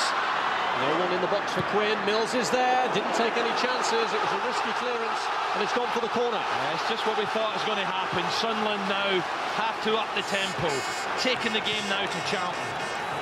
Have they finally managed to rattle a Charlton defence that has looked so solid in the first 50 minutes of the game? Summerby with the latest corner. Quinn's header! He found the gap. He exploited it. And Sunderland have squared it 5 minutes into the second half. And the Wearsiders go mad. Just the start Peter Reid wants. Niall Quinn gets the yard, powers the header low and into the bottom corner. Youds can't get there. Illich is beaten for the first time in 10 games. Quinn with a downward header. What a game we have in store now. Summerby drills it to the near post. Flying header from Niall Quinn. 1-1. It was real through the eye of a needle stuff from Niall Quinn. He beat Yards to get the header in and somehow found the gap between Bowen and Illich on the line. And Sunderland are level. Wait till you hear the decibels now will be so loud. Sunderland fans all around us going berserk. What a game in prospect. Are Charlton rattled? The first goal they've conceded in over 14 hours of football, and now their spirit and resolve will really be put to the test. Newton's free in the box if Mendonca can get it across. It's Mark Kinsella, and it's blocked by Williams. Great hold up again from Mendonca, and Kinsella with a short back lift can't hit them. Williams in the way, but Mendonca again, super forward play. Finds his captain, drills it forward. Corner. Quite a contest we have on our hands now. Charlton knew that the first 15 minutes of the second half would be precarious. They've taken the lead once. Can they do it again? Yards gets up for the header. This is Rufus. And Quinn, the goal scorer, wins it. Gives it away, though, to Yards. Mills loses out to Ball. Jones. Mendonca. Yeah, referee right on the spot. Free kick. Mendonca very unhappy with Macon. And this is a dangerous situation for Sunderland now. The fans rejoice, but Kinsella can hit these. Well, can they silence the fans again? They're in a mood of celebration at the moment, but there's still a long way to go. They're only level. Perez showing certain anxiety about the positioning of the wall. They can't afford to leave any gaps here. Yeah, Kinsella can try and bend him. Mendonca, I think he fancies his chances the way he's hovering. Bowen and Heaney there too. Mendonca gets his instructions here from Kinsella, and it's Clive Mendonca who looked the favourite, but Kinsella who strikes it, and here's Mark Bowen, and it strikes Mendonca, and Perez saves. Well, Michael Gray was in there with the first block, and goodness me, smashing free kick. Kinsella very, very clever, almost paying off. Great play from Kinsella here, makes the room, fires at Williams, it hits, then Bowen, then Mendonca, and Perez flings himself his right. It almost appeared as though Mendonca was trying to get out of the way. He was aware that Bone was trying to curl one in, but he couldn't get out of the way in time and deflected it into the goalkeeper's path.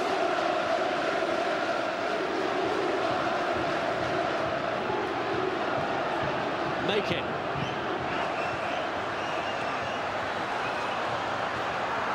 Lee Clark. There's no doubt in my mind, Clark's really getting involved early on this second half. He's pulling the strings for Sunderland now.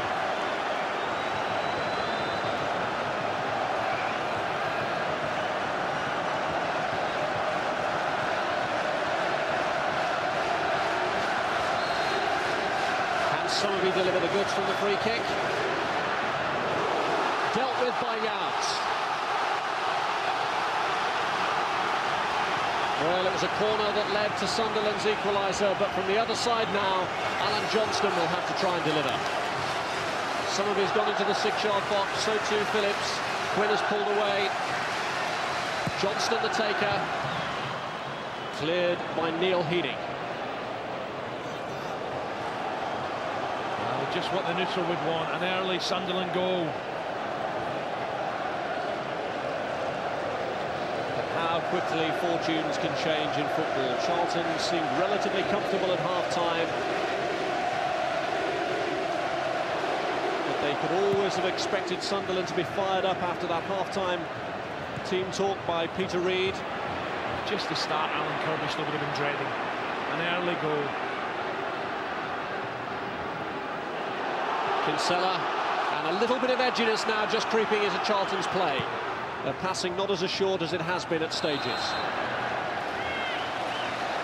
Just feel now maybe the momentum. Look at Alan Kirbishley blowing, looks to his left to the Sunderland crowd who are baying for a second goal. And Sasha Ilic at last has been beaten.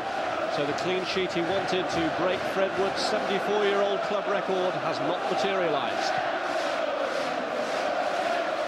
Quinn. This is Kinsella. Yeah, Quinn looks to the left for another free kick. Johnston's layoff. This is Clark. Now Gray. Sunderland really trying to turn the screw while Charlton are downcast after conceding that equaliser. Clark's ball in, and Quinn is onside, and he's missed! A golden opportunity for Niall Quinn, and he knows it. What a chance for the big Irishman. Goodness me, it just wouldn't come down. Can't believe the space he's got, the ball's drilled in, it's not offside, comes off the chest, won't come down enough for him. A glorious opportunity. Lee Clark again, pings it in, on the chest, come down he's saying, and over Illich's crossbar. What a let-off for Charlton. It's all Sunderland.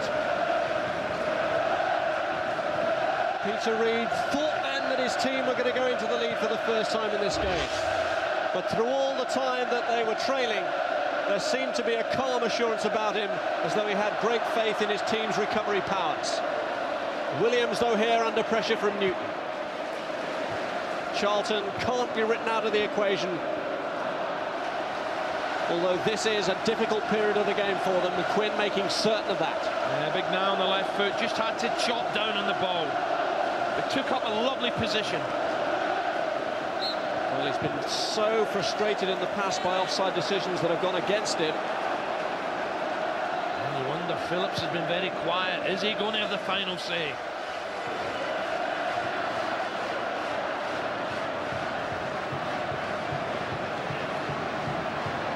Charlton's clean sheet record has disappeared. They won't mind about that too much if they still emerge victorious from this game. But is Kevin Phillips to get that club goal-scoring record in a season?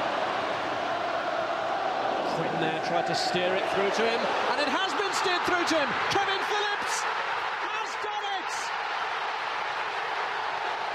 2-1 to Sunderland, a remarkable turnaround, and Kevin Phillips breaks Brian Clough's post-war club record for goals in a season at Wembley and becomes the country's leading goal scorer to boot. Would you believe it? Charlton hearts are broken. There's a strong challenge here from Kevin Bow, but what a right foot finish from the little fella. Illich commits himself. Great play from Bow. Phillips spins.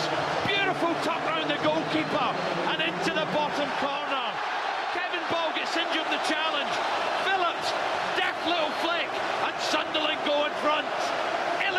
his line, not quick enough, and it's 2-1. It looks like another payment of an instalment to Watford, Kevin Phillips' former club.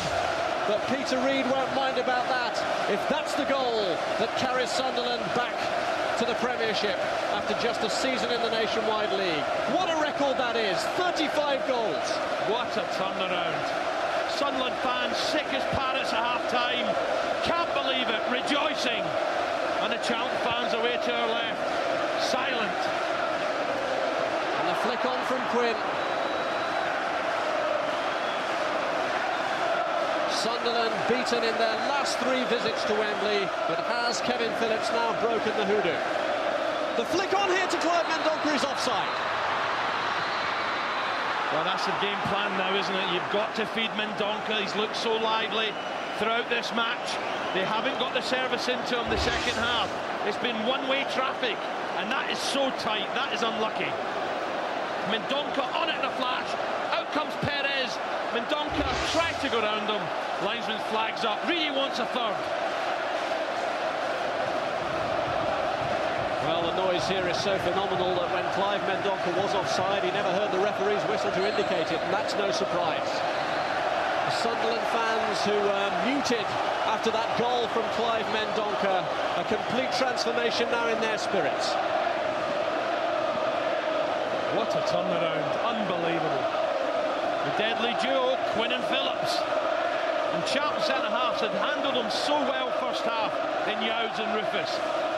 Still, Charlton are not out of this just yet. Gray plays it in, and Quinn's header this time! Yeah, Big Niles having a great second half, isn't he? All of a sudden, he's got the bit between his teeth. Racehorse owner, he's flying at the moment. Once again gets in front of Eddie Youds, and Illich, I think, was beaten there, had that ball been lower, just over the top.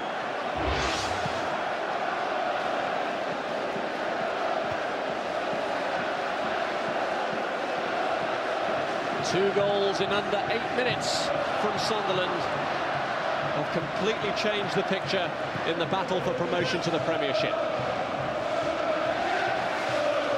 What a season Kevin Phillips has had. He couldn't have dreamt it. A short while ago, Baldock Town. Unbelievable, superb. One attempt on target, a goal for Kevin Phillips.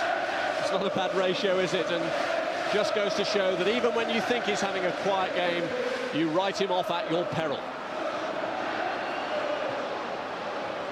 The ball in from Mills. Back to Perez, who just wants to calm things down a little. Well, you have to feel for Charlton as well, Rob. In command, got the early goal, looks solid. Alan Kirbishley, surely now, we're going to have to change this now. From being calm, cool and collective, suddenly it's turned upside down for him.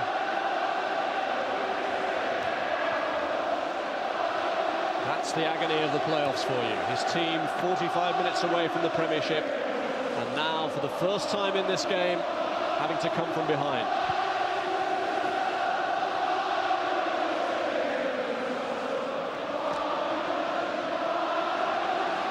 Jones. Newton.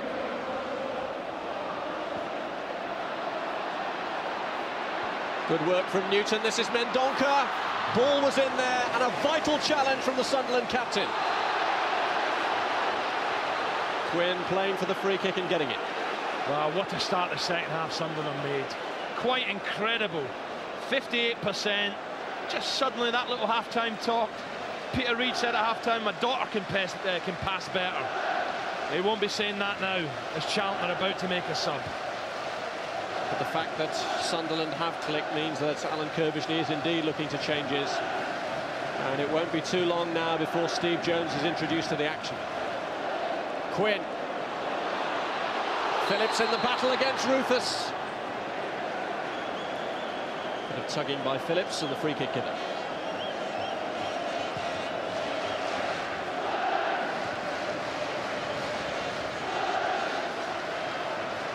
Youds.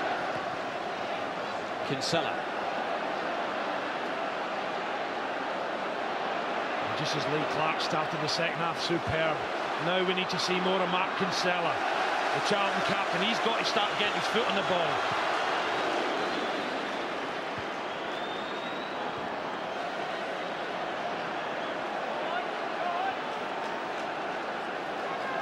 Mills. Cleared by Williams. Mendonca. Heaney. This is Bowen, 3 in the box for Charlton. One of them is Mark Bright. Cleared by Craddock. What a ball from Bowen. Kinsella striking. Now Charlton have to come out. Kinsella, who can't strike them this time, finds Perez too good. Charlton were quite happy to sit behind, protect the league. That's changed now. Now they have to get down the outside, getting crosses in. And it looks as though the change will reflect that, because Steve Jones is now going to come on, and he's going to take the place of the wide left man, Neil Heaney, who's playing his final game on loan from Manchester City. Remarkable season he's had. At one time involved in a battle against relegation, here has been involved in the battle for promotion, but his contribution is complete, and Steve Jones now comes on to take his place. Well, no one likes to come off, but this fella's a big, bustling centre-forward. He's going to put himself about and try and unruffle this young defence. Steve Jones, who got Charlton's opening goal of the season in the match against Middlesbrough.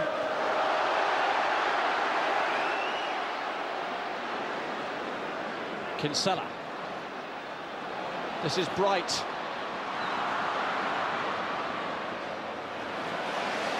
Michael Gray. Phillips. Wow, what a strike force Sunderland have, eh? Quinney giving them the kiss of life early on the second half. Just loses Youds there. It's a great drill ball from Summerby.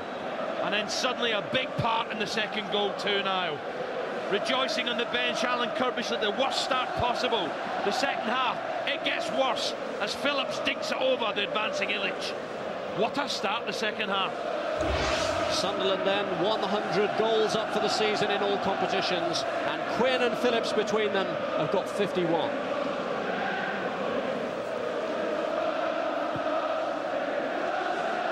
Here's Quinn again. Youds emerges victorious from that tussle. This is Jones. He's looking for his namesake, Steve Jones. The ball from Craddock had Gray in one or two difficulties there against Newton. Just thinking, Rob, have Sunderland learnt from the mistakes in the past? Will they keep going for a third, or can they protect this lead? Newton's ball in. Glancing header away. Bowen.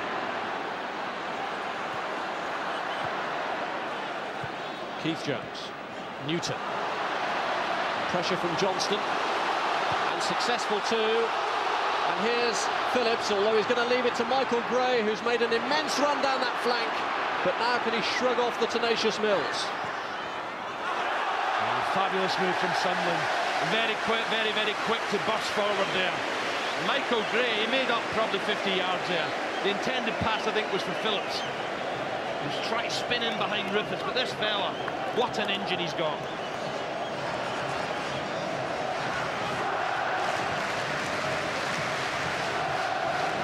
Gray. Rufus leaps. This is Kevin Ball. Blocked by Youds. Quinn! Always going wide. Sunderland pushing forward every opportunity, turning up the heat, driving force, and Kevin Ball just latches onto this. The ball comes out to him. Tries to get the strike away. Youds gets in the way. Suddenly it falls to Quinn. He tries one on the left foot.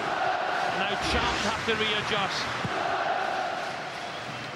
Just look at how Sunderland have picked it up. Barely made an impression on the Charlton goal in the first half, but the two on target are the ones that have been made to count. Charlton and Jones and Kinsella, they have to start driving through the middle now. Clark and Ball are taking over. Keith Jones. Charlton looking to reassert themselves. It's the other Jones this time, the substitute Steve. Macon left it to Perez. I think it's a good choice from Alan Curbishley. I think this fella will unsettle Craddock and Williams. Alan, he can't believe it, can he? Half-time, you know, let's keep a shape, and suddenly...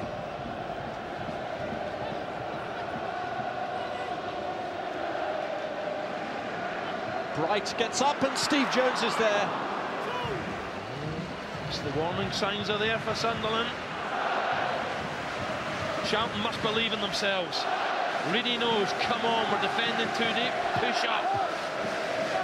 Reed showed that belief when his team were up against it in the first half, but he's still out there getting his messages across. I think he's saying there on throw-ins, get one in front of Bright and one behind him.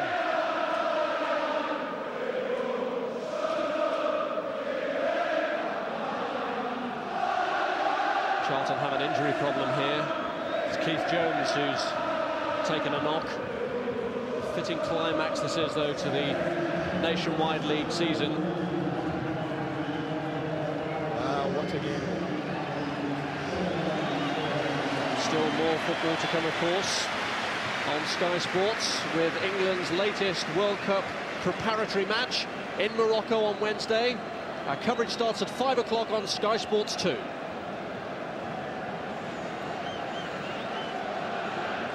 Hold up as well.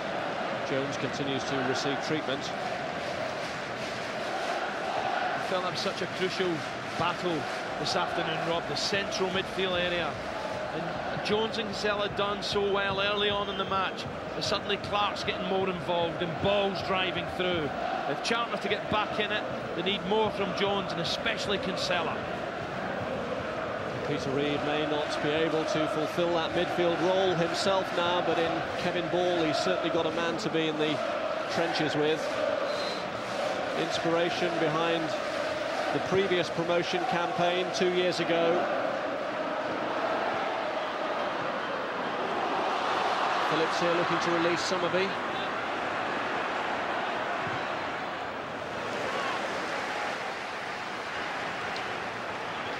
We haven't seen too much of Summerby's ability to cross the ball, but that equaliser drilling in the near post for Big Now Quinn. Steve Jones using his strength there against Craddock. Keith Jones. And he's aimed for Mendonca, and he's found him. Can he equalise for Charlton? Yes, he can! Would you credit it? Yet again, it's the Sunderland fan who sent the Charlton fans off in jubilant raptures, but threatened Sunderland's place in the Premiership. Well, the finish is fantastic, but what a great quality this guy's got. 2 touches were fabulous, but Jones, the substitute, Alan Curbishley should take a lot of credit for the work he's done. What a ball from Jones. But look at the second touch, perfect, and the finish is fantastic. And Charlton, big hearts, are back in this match. Brilliant from Mendonca, absolutely brilliant. Perez, no chance. It's a wonderful finish, keeping it low. Bottom corner, now the smiles are back in Curbishley's face. He must have wondered if the break was going to come, but when it did, it was that man Mendonca yet again. 2-2. I tell you what, he won't be going these summer holidays back home to the northeast. I know that, Clive Mendonca. Oh, get on a plane and get out of the country, pal.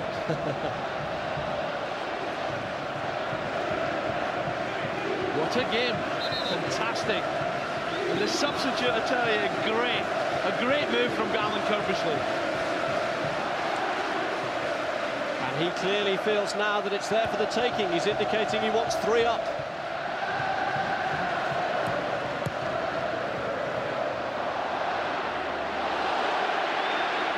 Summerby. Ball. And here's Nicky Summerby. Had to bide his time waiting for support, but did that effectively. This is Clark. And it's reached Niall Quinn! It's a second for Quinn! And it's suddenly Sunderland who are back in pole position for the Premiership. Listen to the roar here. Unbelievable, Niall Quinn. Irish eyes are smiling. What a goal this is. It's a fabulous ball at the far post. Great take from Big Now. And what a finish at the near post. Ilic maybe could do a bit better at the near post, but this is a wonderful pass on the left foot. Quince takes special over the head of Mills and beats Ilic near post low. What a finish from Niall Quinn, and Sunderland back in front. Ilic comes over, it beats Danny Mills and squeezes it in near post, and Alan Curbishley can't believe it. Riddy's off his seat. Oh, I'm glad I'm not a manager. Well, Niall Quinn, who was unable to contribute much to Sunderland's last Premiership campaign, has contributed fully to this, but his strike partner, Kevin Phillips, whose goal initially put Sunderland 2-1 up, has had to go off, and he's been replaced by Danny Dicchio. So it's Dicchio and Quinn now, the front line for Sunderland, who are 3-2 ahead. What a ball from Lee Clark to Niall Quinn. A fabulous crossfield pass. Danny Mills got underneath it. But this fella has been fantastic second half. And Sunderland know no other way but to go for the fourth. Dicchio! Oh, surely it was a header. What a ball from Summerby. Surely that was a header from the big substitute. And here's Kinsella. As that glaring miss given Charlton renewed hope and vigour. Jones cross, Mendonca. Could it be a hat-trick for him? They still haven't got it clear. Yeah, look who's mopping it up. Superb. I'm getting the champagne ready for this boy. Fantastic. Great play from Clark. And it's Gray bursting forward now. Well, Rob, we said we're sick of 1-0 wins at Wembley. What a game and what a chance this fella had. It's very difficult when you're on a sub. Beautiful ball. I thought a diving header was the one. And Dicchio tries the side-foot volley. Well, to be fair, in this final, it's had a habit of producing goals over the years. 4-3s, Swindon against Leicester and Reading against Bolton. But Charlton are looking for renewed inspiration. And a return here for John Robinson, who was expected to miss the rest of this season after suffering a hairline fracture of the leg, but is returning to the fray in place of Danny Mills. And Robinson is the sort of figure who could inspire a revival. Oh, I hear he was raging at not being in the starting lineup, but a very difficult decision for his manager when you're out for so long to come back in a big occasion like this. Can he get Charlton back from the dead? Up goes Quinn.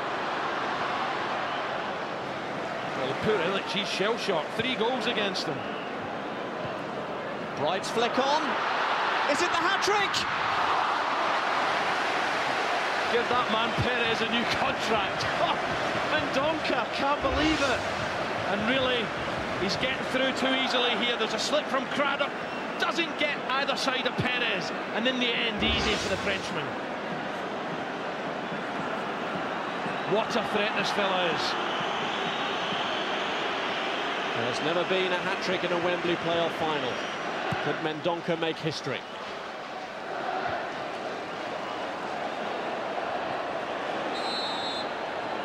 It really is a shame one of these sides has to lose, Rob, because I think they both do well with the football in the Premiership.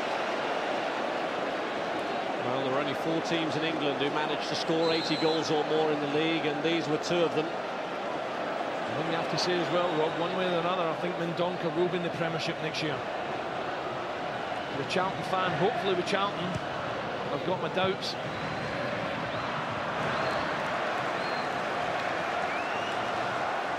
What a seesaw game, and who'd be a manager?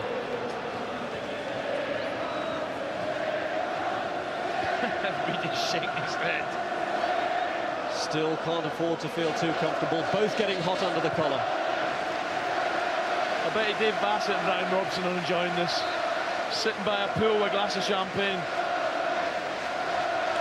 Not sure that these are enjoying it too much. They pay all this money to travel down here and to get in, and all they want now is the final whistle. Yeah, still plenty of time for Charlton to get back in it, though.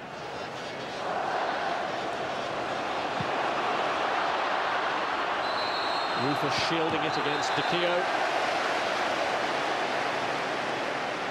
foul by the Sunderland striker. What a start he could have been, Dicchio. I just felt, a striker in a position like that, just on the field, you have to make your mind up quick. Unfortunately, he went for the side foot volley when a big guy like that, good in the air, I felt could have just flung himself at it.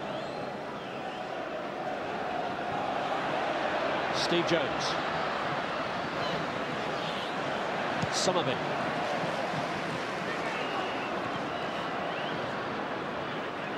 Kinsella.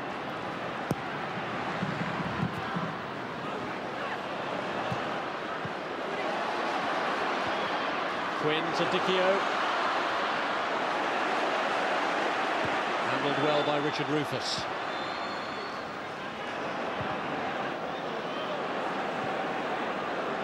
Kinsella. This is Gray. Yeah, he's of a quality game, Michael Gray again. Johnston, Gray. This is Newton.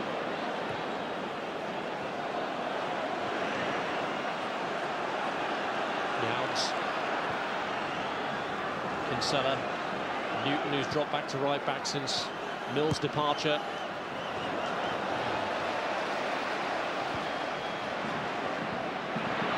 Perez here under pressure from Mendonca, and Sunderland showing all sorts of anxiety as Robinson comes in. 3 in the box and turned behind by Craddock just to relieve the pressure. I think Reedy's just ripped that contract up. 1 minute ago Perez was a hero, now he's going mad, and Craddock to the rescue. Perez can be grateful he's about 70 yards away from his manager.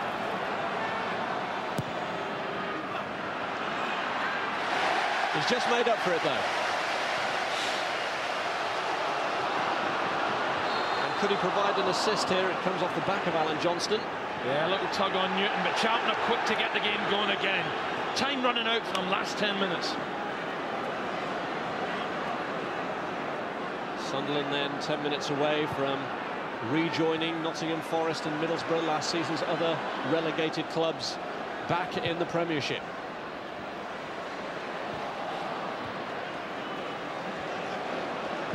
There have been so many twists and turns to this game that you're not about to write Charlton out of the script yet. Sunderland have got a bad habit of giving leads away as well. They only know one way, is to bomb forward for another goal. And Charlton will be just praying that they do it once too often and they can catch them on the break. They've almost done it with that man Mendonca again. Youds doing well under pressure from Quinn. Kinsella. Up goes Bright. Craddock.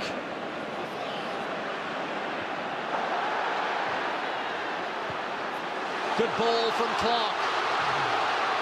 This is Quinn. Clark has carried on his run in the box. Dicchio is free! Now Dicchio pulled back Rufus there. Good play from Niall Quinn, you know. He kept looking for his fellow striker. Dicchio was in front of Rufus, then tries to go far post. Look at him, the top corner. He peels away now, and then tries to come back. He grabs Rufus, and that's where the free kick was given. Now Dicchio has won the free kick. Well, there's no point doing that when you're 3-2 down. Rufus just got to get on with the game now. There's no point giving unnecessary free kicks away. And confirmation that it's a record playoff final crowd here of over 77,500. And not only that, but as an aggregate over the 3 playoff matches over the weekend, that's a record too.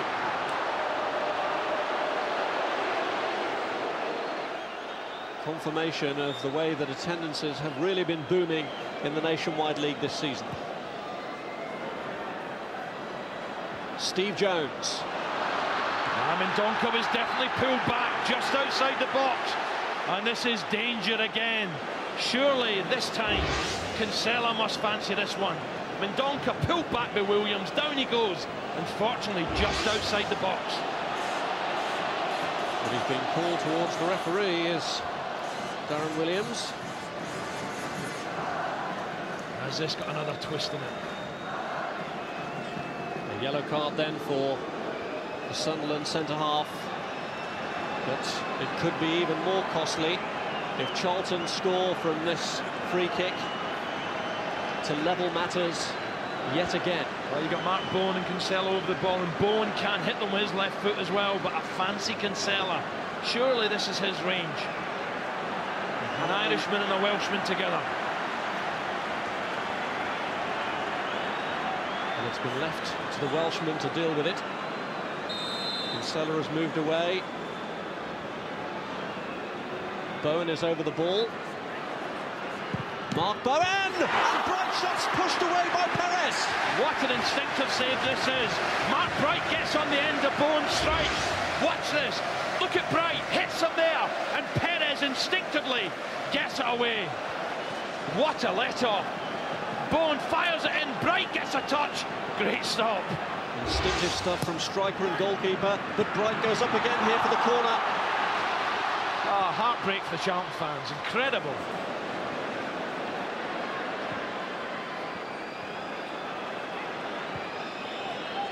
Rufus.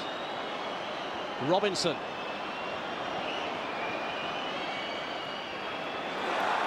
Off Gray for the corner. Now Charlton turn up the heat. Gray doesn't like the decision. But up go the big boys in the box. Youds is in there. Rufus is there, as is Bright. Perez has come in the crowd and is locked in. And Richard Rufus has scored his first ever goal for Charlton. What a place to score it at Wembley. And it's 3-3, incredible. Well, Robertson, the substitute, takes this very quickly. Look at Perez, gets stranded, comes for it, no man's land, and Rufus towers above them and heads into an empty net. But Perez can't get there. What a leap from Rufus. Empty net, unbelievable, 3-3. Perez can't get anywhere near the ball, and Rufus nods it in, right in the central of the goal, into an empty net. What a match, 3-3. It's his 165th appearance for Charlton, and it's his first ever goal. Would you credit it? What a leap, Rob. But Robinson, fair play to Robinson, took the corner very quick.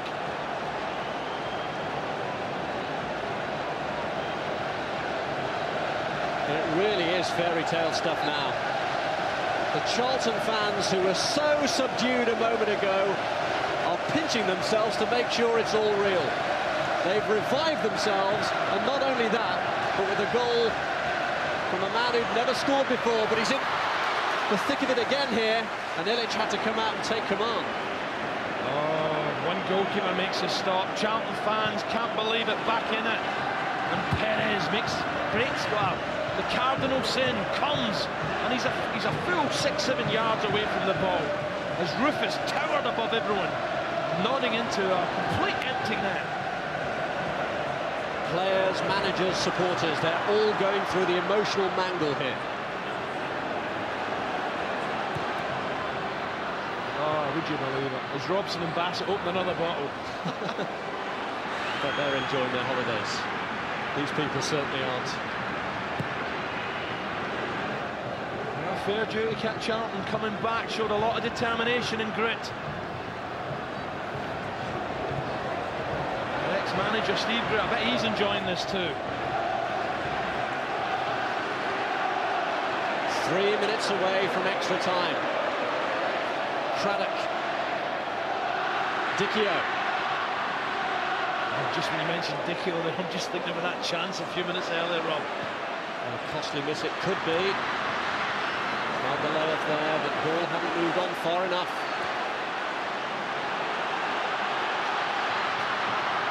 Bowen. Mendonca. He really will have to go into hiding if he completes a Charlton victory with his hat-trick now. Wow, what a match for the neutral.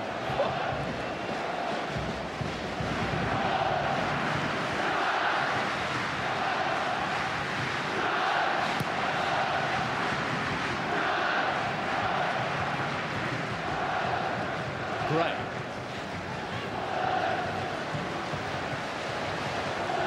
For the neutral, I'm sure they'd be quite happy for it to finish 3-3 at 90 minutes.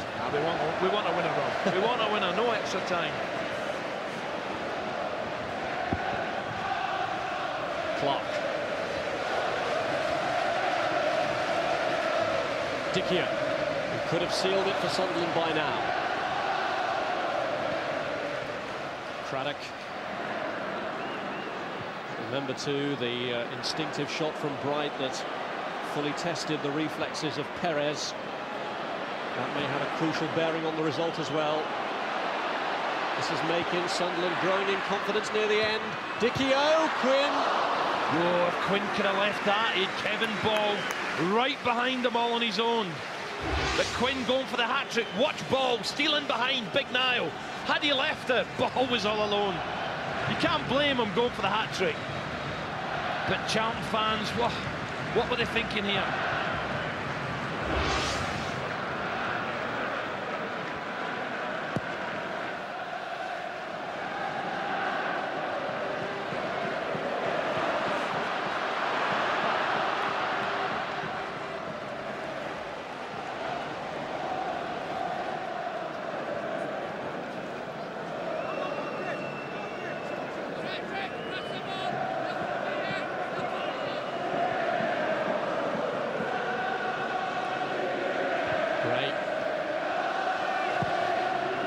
Tragedy, of course, would be if this enthralling contest was to be settled on penalties. I was going to say, don't even mention it, Rob.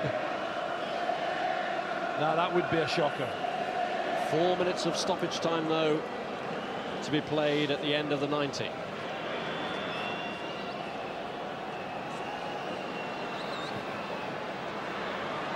Dickie-O, Quinn. Kinsella got back, but this is Lee Clark. And Illich unable to save the corner. Clark, though, has a problem. He's pulled up with cramp. And Dickie-O goes to help him out and relieve those aching calf muscles. I'm sure Alan Kirby's is saying, come on, boys, fabulous getting back in it. Don't concede now. Come on, be strong. Concentrate. He won't be thinking about extra time just yet.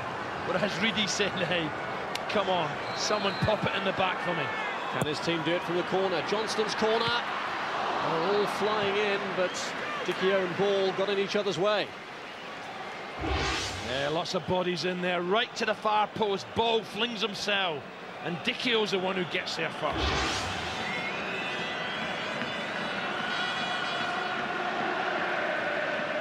We're 3 minutes away then from extra time for the third time in a First Division playoff final at Wembley. Mixu Patalainen won it for Bolton in the extra 30 minutes 3 years ago. And of course Steve Claridge won it for Leicester with virtually the last kick of the game 2 years ago. Ah, glorious sunshine here, and what a glorious game it's been. Fabulous. Summerby. Quinn. Dickie-O. Space here for Gray. Looking for Niall Quinn. Yeah, great defending from Rufus there.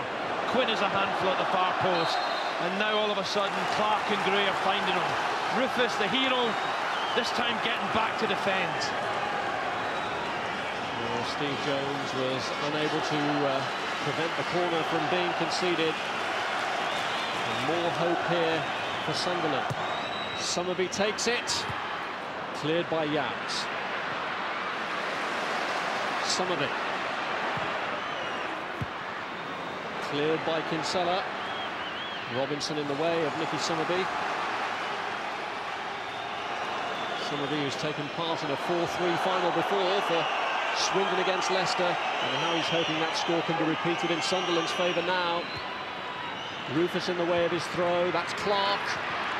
Quinn trying to help it back for Lee Clark. Kevin Ball. Opportunist effort. Yeah, Illich didn't bother moving there, had his goal covered. But Ball, what an influence. You know, when people are tired out there, extra time looming, you need someone like him screaming encouragement.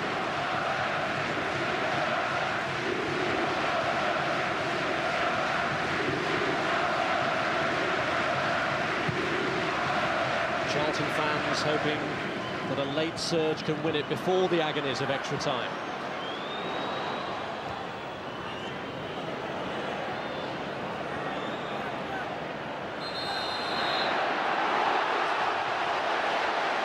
Foul by Macon.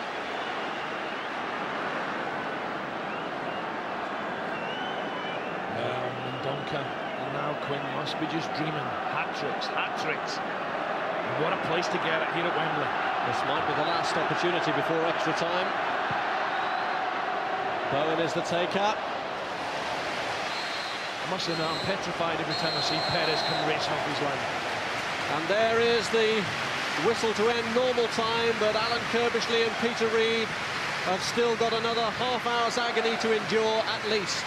Time for them now to draw breath after Richard Rufus's equaliser drew Charlton back from the dead, and despite Niall Quinn's 2 goals for Sunderland that at one stage had them leading 3-2, the northeastern side now have to rest their weary limbs for a little break before extra time. Lenny Lawrence, Ray Wilkins and Clive Allen are with me. We said it was going to be tight. Shows what we know, eh, Clive? Edge of the seat stuff, as we said. Such a close one to call, and I don't think he's far from over yet. He really is, and I expect more goals. Ray, perhaps the golden opportunity in that incredible second half fell to a former teammate of yours, Daniel Dichio. If he buried that at 3-2, it would have been all over. Well, I thought he should have taken it with his head, Marcus. I used to have this little conversation with Danny many times. He's got terrific feet like Niall Quinn, but he is an exceptionally good header of the ball, and I don't know why Danny just didn't throw himself and nut it in. He'd have put that away, and that would have been 4-2 game over, really. And Lenny, you said from the very start this was going to extra time. You've seen it before, haven't you? I have indeed, but I don't think I anticipated it was going to be 3-3. I mean, that was a tremendously exciting second half. But I wonder now if we've seen all the goals and it doesn't go to penalties. I wouldn't be surprised. OK, settle back. What next, I wonder? Let's rejoin Alan Brazil and Rob Hawthorne.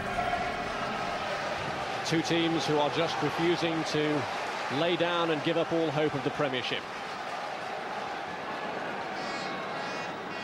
Charlton took the lead. Sunderland went 2-1 up, then 3-2 up. And that goal from Richard Rufus now means that for the 3rd time in 4 years, this First Division playoff final goes into extra time.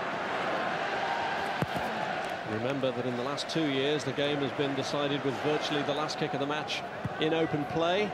We've never had penalties in a First Division final before, and it would be a cruel way to settle who joins Nottingham Forest and Middlesbrough at the higher level.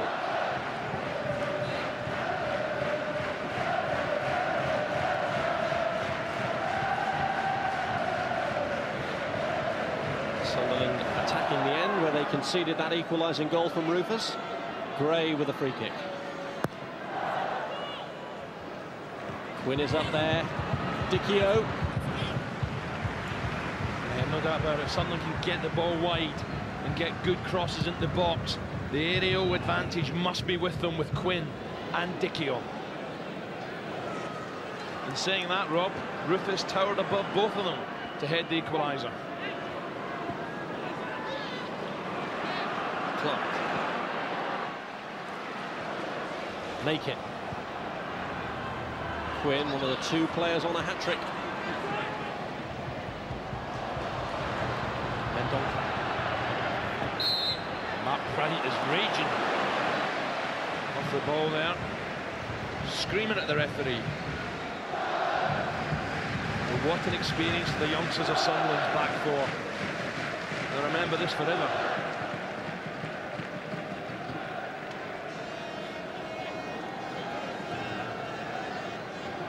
Both teams have had a habit of scoring goals this season. That was less predictable, perhaps, after their recent run was Charlton conceding so many.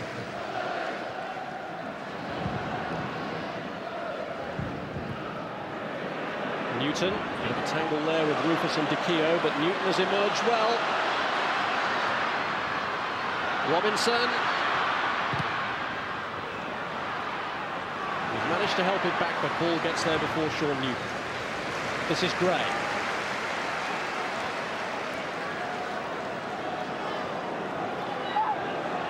Some tired legs out there now. No one really going to close Gray down. Johnston.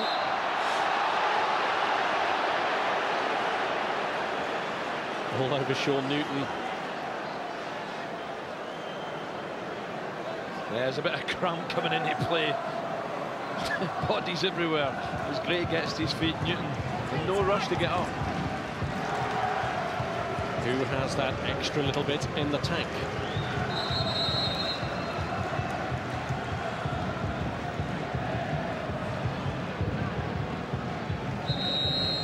Well, it might be just the right time for a substitution. Certainly Alan Kirbishley appears to think so, and Steve Brown is poised to come on in place of Mark Bright.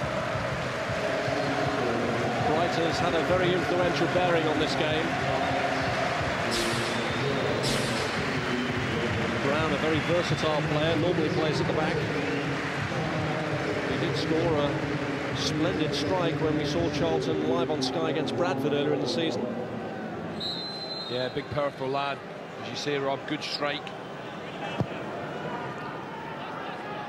Rufus's free kick. Steve Jones is up for it. And here's Jones again. Good play from him, Mendonca! A little bit unfortunate for Mendonca. It came too fast. It wasn't a pass. It was a strike. Oh, the agonies of it.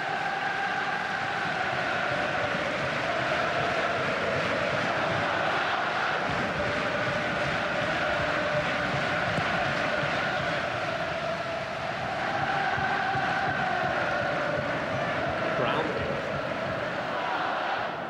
Gray. Quinn. Clark. Dicchio can get there, and he's fed it through to Summerby. Well, there was no flag for Summerby, and Robinson had to get across. Suddenly Charlton were caught here. 2 against 1. Look at this on the left-hand side of the picture. Dicchio knows that Summerby's free all alone. Can't get the ball quick enough to him.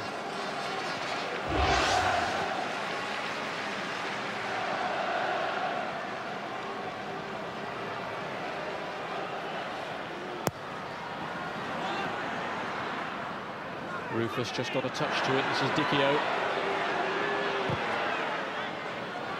Williams. Yeah, Williams rose above them, got a little touch. Quinn was at the far post, but couldn't react. Dangerous looking ball into the box. Look at Quinn just on the 6-yard line. Can't react quick enough. Middlesbrough-born Darren Williams hoping to follow them up into the Premiership.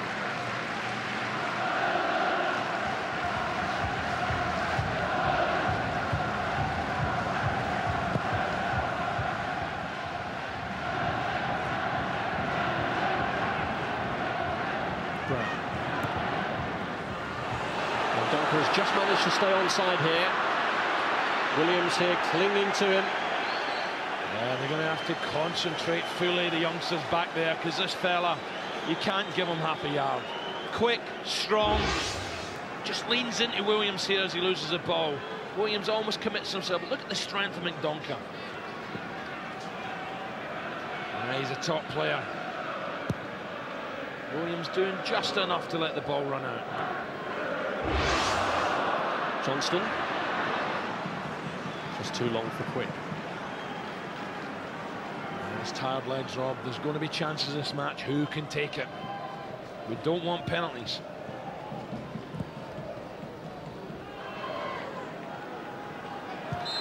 Well, it is a record player final crowd, and it's a match worthy of the occasion and worthy of such support as Bowen goes forward. Played a combination with Mendonca. Summerby. Penned back well by Clive Mendonca, forced to concede the throw. Yeah, good play from Mendonca. Summerby had no option, really.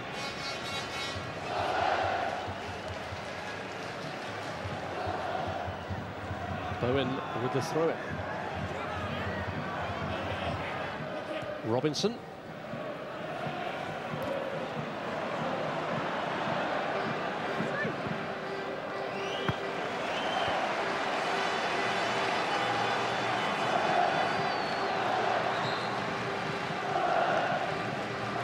It's a tale of woe in the past for Sunderland in the playoffs. They were relegated via them in 1987, and they lost here to Swindon in the First Division final at Wembley, although good came of it when they were promoted thanks to Swindon's financial misdemeanors.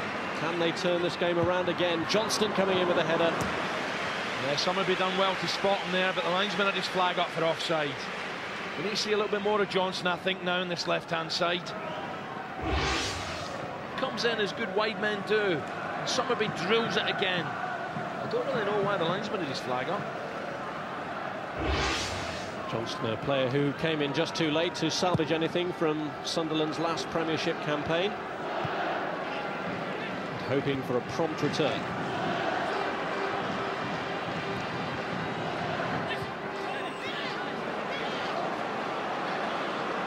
Johnston. Quinn.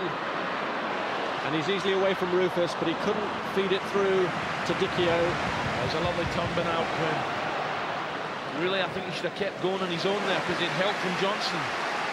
Tried to find his strike partner as quick as possible. Sunderland have imposed themselves without doing too much damage. Correct. Quinn. And Summerby did well to rescue it. And what a strike! Has Summerby finally hit the jackpot for Sunderland? Well, surely this is it. Lovely build-up play from Sunderland. Charlton were on their heels a little bit. And Nicky Summerby, what a season it's been for him. Great play from Quinn. Summerby with the right foot, bang! And past Saselic. Just does well here, stretches, gets a little break, but look at the finish, just inside the post. And surely now Sunderland are heading for the Premiership. Great strike, Illich no chance. 4-3. And Nicky Summerby, who played in that 4-3 playoff final for Swindon against Leicester, and has twice previously been relegated from the Premiership with Swindon and with Manchester City, may well have Sunderland heading back there. Well, his mum and dad, I'm sure, are in the crowd somewhere, and they'll be very, very proud indeed. An incredible season. Ridgey's off the bench, and Alex Ray now. He won't be too well liked by the Charlton fans from his Millwall days.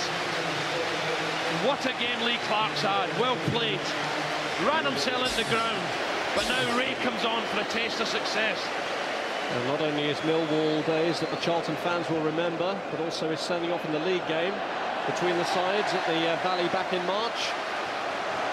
Controversial as that decision was. Well, there's asking too much. Can Charlton somehow find the reserve to come back in this match, or can Sunderland kill it off? Sunderland at the moment seem to be flying. It's Quinn! Big chance, big chance. And now Quinn knows it. Great play. Down the left-hand side from Alan Johnston. Comes inside, delightful ball, 6 yards out. Quinny has a chance, can't get enough on it.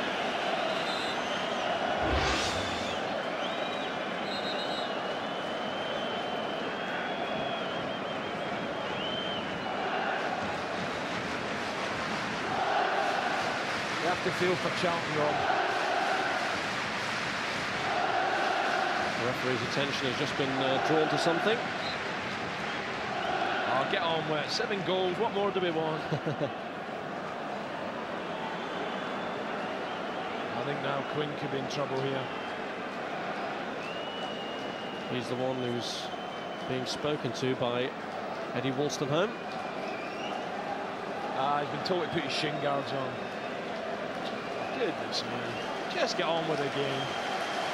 Well, presumably he was looking for some relief from that leg weariness after this demanding climax to the season. Do you know, I think it's an absolute stupid rule. I really do. Stupid rule. Some players don't like them. Feel clumsy with them. I never used to wear them. And again, I couldn't tackle.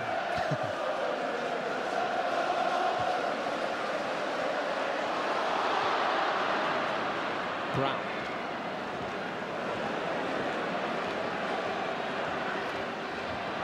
They've done it twice before, but can Charlton come back a third time? It's going to be asking a lot of Alan Kirbishley's side now, but their spirit throughout the season has been unquestionable. Hasn't been a season that was entirely a bed of roses for Alan Kirbishley. He had the difficult task of sacking Jamie Stewart earlier in the campaign, but the team spirit that he's fostered has served them well. Can it bring them back with a fourth goal? Bowen. Youds. Mark Bowen again. 5 waiting in the middle, but that was a very tired cross. Yeah, he's unlucky, Mark Bowen, just slipping at a vital moment. He's had a smashing game. Getting on now, Taffy. 34 years of age, worried about the way the clock's running away from him in this particular game, though, at the moment. Is this his last chance at the Premiership? Enjoyed it with Norwich. Quinn. Robinson, blocked by Niall Quinn. Quinn's been outstanding, Rob. Outstanding. Helped forward by Kinsella. This is Steve Jones. Mendonca waits in the box. Mendonca! It is the hat-trick! And for the 3rd time in this game, Charlton have drawn themselves level. And you can get the disguises ready when he goes back to the northeast now. What a goal this is. His first touch is superb. The Sunderland fans can't believe it. Jones does remarkably well here. Watch the first touch. That is top class. And the finish, marvellous. Absolutely marvellous. This is a great cross. This is strength and will. That first touch is world class. And the first touch, the balance, the strike, what a game. Alan Kirbishley, he's got a gem there in Clive Mendonca. Even he must have wondered if the game was running away from them. But Clive Mendonca has been so efficient, so reliable throughout the season. And just when they thought that they'd be going home to spend a miserable bank holiday evening contemplating another season in the First Division, renewed hope, but also the possibility of a penalty shootout to ponder on. What a goal. Fabulous. Any kids watching, that's what first touch is all about. That was brilliant.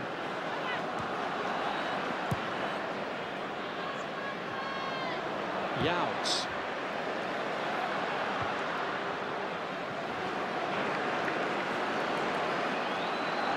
Yeah, top class.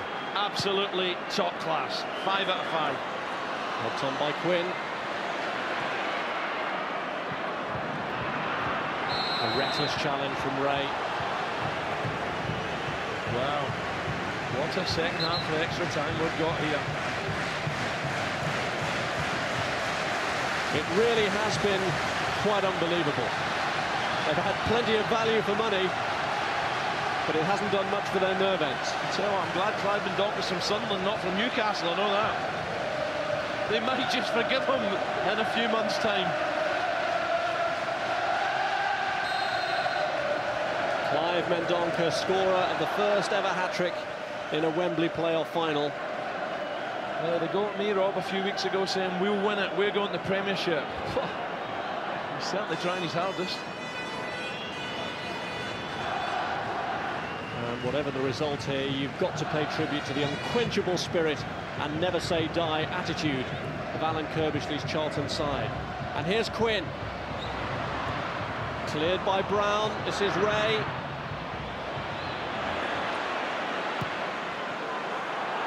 And now Steve Jones let loose, and Perez took the gamble. Oh, dear.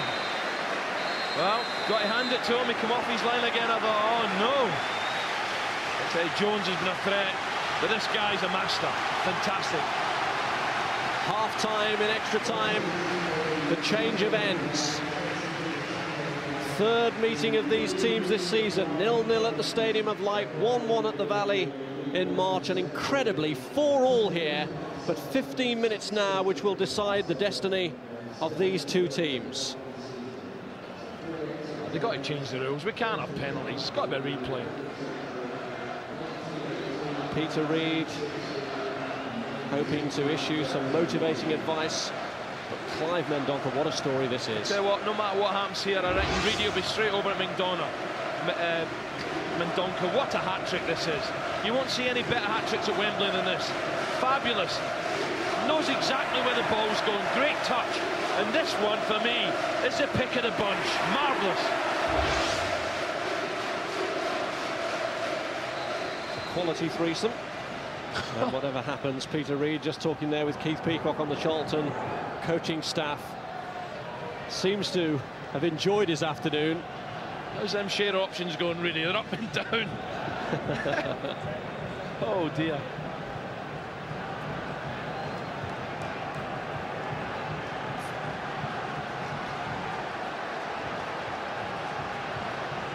Well, I just pray we get a winner here.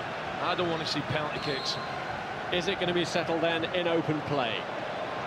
Or is it going to be decided on the merits and demerits of players from 12 yards? There's Gray. Summerby, who really must have thought he'd sewn this game up. But how often have we said that during the course of this match? Gray.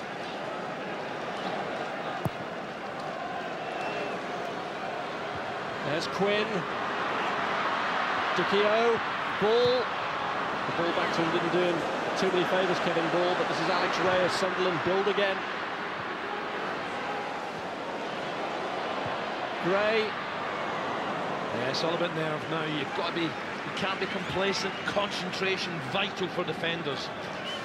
And you need a bit of sparkle up front. And I just wonder, can Mendonca get a fifth? Fourth, I should say. Can he get it? Can he get the 4 goals to win it? Unbelievable. Look at this, attempts at goal. 35 attempts at goal. 13 on target. Fabulous.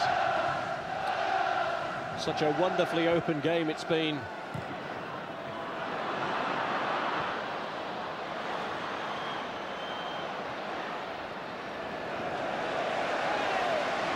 Gray concedes the throw.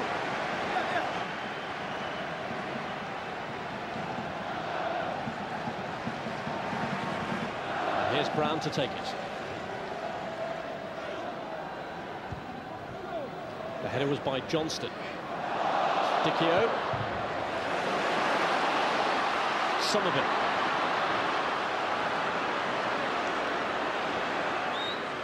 Naked on the outside of him. Ray inside. Good ball. Johnston. Couldn't get away from Newton, and this is Keith Jones. Mendonca, foul by Williams.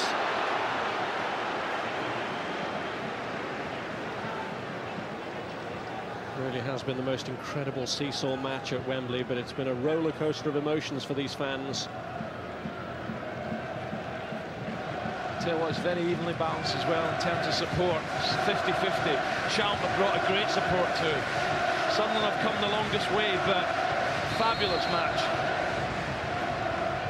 The belief of both sides has been incredible, and even when his side was trailing, Alan Kirbishley maintained his faith. Oh dear. Oh dear. Quinn. Someone's going to be heartbroken tonight, I know that. Here's Newton. A real break on here for Charlton with Mendonca in the box. Newton goes for it though and into the side netting. Well, pace from Newton there, showing energy, fitness, bursting clear on the right foot, always going wide. And Alan Kirbishley doesn't realise maybe how wide it was at the near post. He's just desperate for a winning goal. Well, they're actually two of the more youthful managers in the league, Alan Kirbishley and Peter Reid, but I'm sure they've aged about 10 or 20 years during this match.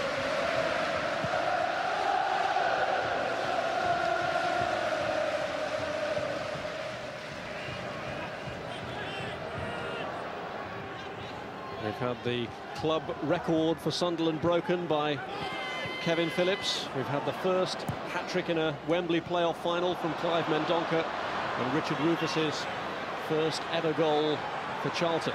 Oh, we're going to get another hat-trick though with Big Quinny. He must be dreaming of it. We need a winner. Can't have penalties here. Can Quinn add his name to the roll call of honours?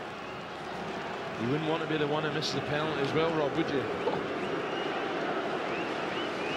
You'd be off on holiday to Siberia. I don't know about Marbella.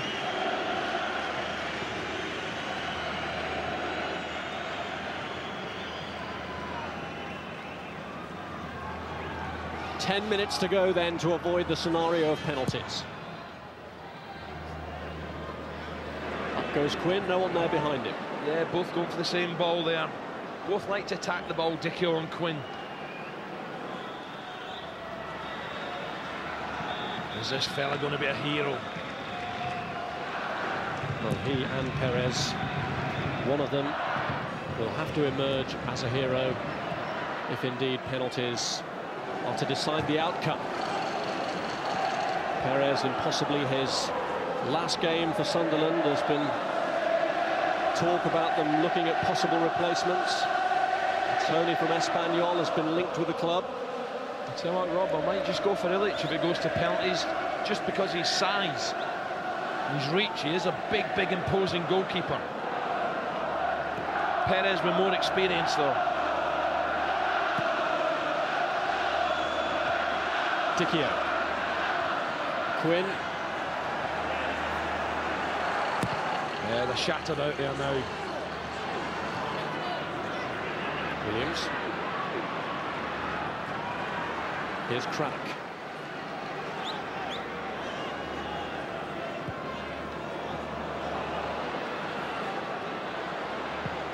Both teams have used all of their substitutes. This is one of Sunderland's, Danny Dickie. Johnston just behind. Hits the ball against Eddie Youds. There were appeals for handball, but Eddie Wolstenholme none too impressed by them. Yeah, I think that was the 40,000 Sunderland fans appealing, Rob. There was no movement at all from Johnston. He would certainly have claimed it if he felt it was handball. Make it. Summerby.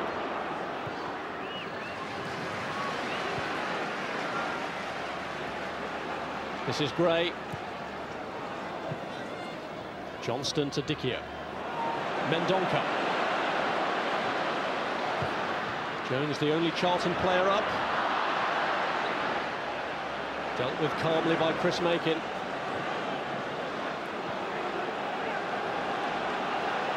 I think it's penalties, Rob. They're shattered out there. Just looking at the movement, there's not a lot. They've given their all. Sunderland here playing very economically, but are they winding up for the big finish? The cross is aimed towards Niall Quinn. And the corner given. Was it handball? Yeah, Eddie Youds, he's feeling the pace now. Johnson just tries to bend one to the far post. It hits Youds' arm. And I don't think so. But what a chance now from the corner. And it's taken by Johnston. And Illich comes through the crowd only to punch, and he was impeded anyway. It's a good punch. He applauds the referee's decision. Gets in amongst the bodies, gets two fists on this, bang. And there's a challenge from Craddock. Well, it really has been storybook stuff for this man, Sasha Illich, who was playing in the Dr. Martin Southern Division with St Leonard Stamcroft. An uncannily parallel story with the goalkeeper who finished on the winning side in last year's playoff final, Carlo Nash, who the year before had been playing non-league football, but is Illich to finish on the winning side here? If he is through penalties, then it's pretty likely that he could make himself the hero in doing so.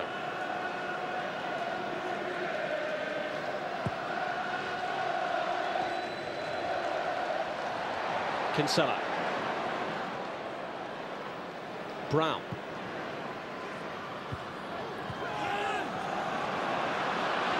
Johnston. Youds. This is ball. Alex Ray. Quinn and Dickie are both in the box. Summerby waiting 25 yards from goal. This is Makin. Gray.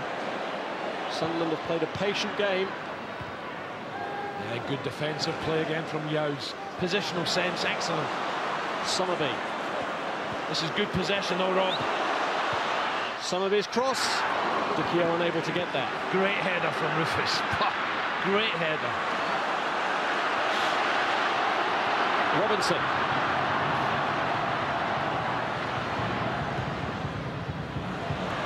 Mendonca.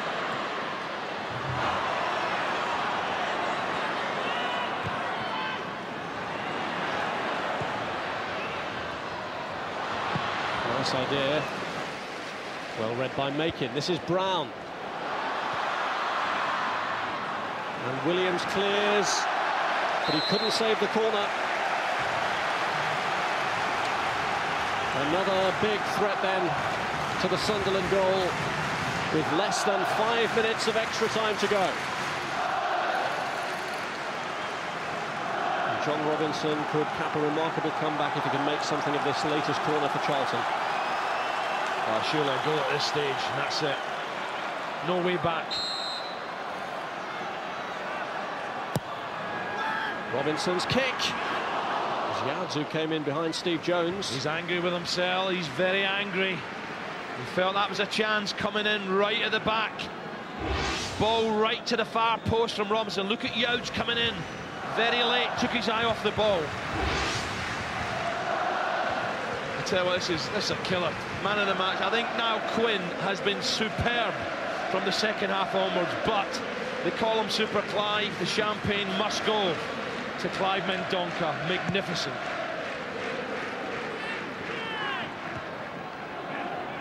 A very difficult decision on a day when we still don't know which one will finish on the winning side.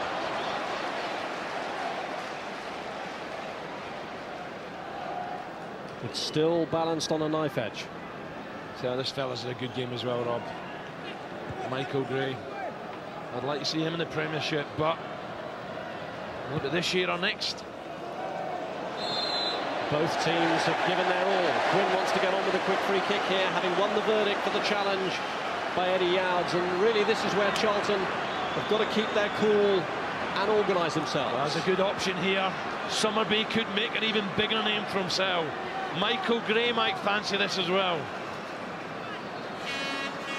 Free kicks have decided these games at Wembley before. Bilic on his toes. Ball and Ray and Summerby and Gray all there.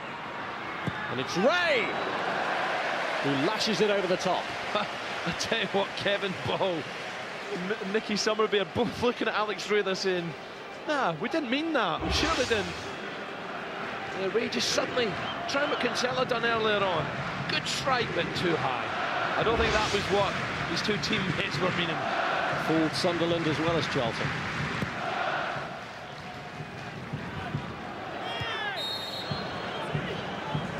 I tell you what a shame this. I can't believe penalties. 8 goals and it has to go to penalties. Someone give us a winner, please. Well, surely now, if there is to be another goal, it would be the winner. I tell you what, I bet you both goalkeepers are beginning to think about it as well now. Thinking about who takes penalties in the opposition side, which way, where do they normally place them, to the right or to my left? That'll be going through their minds now. Especially Perez, he'll know the players more than Ilic will.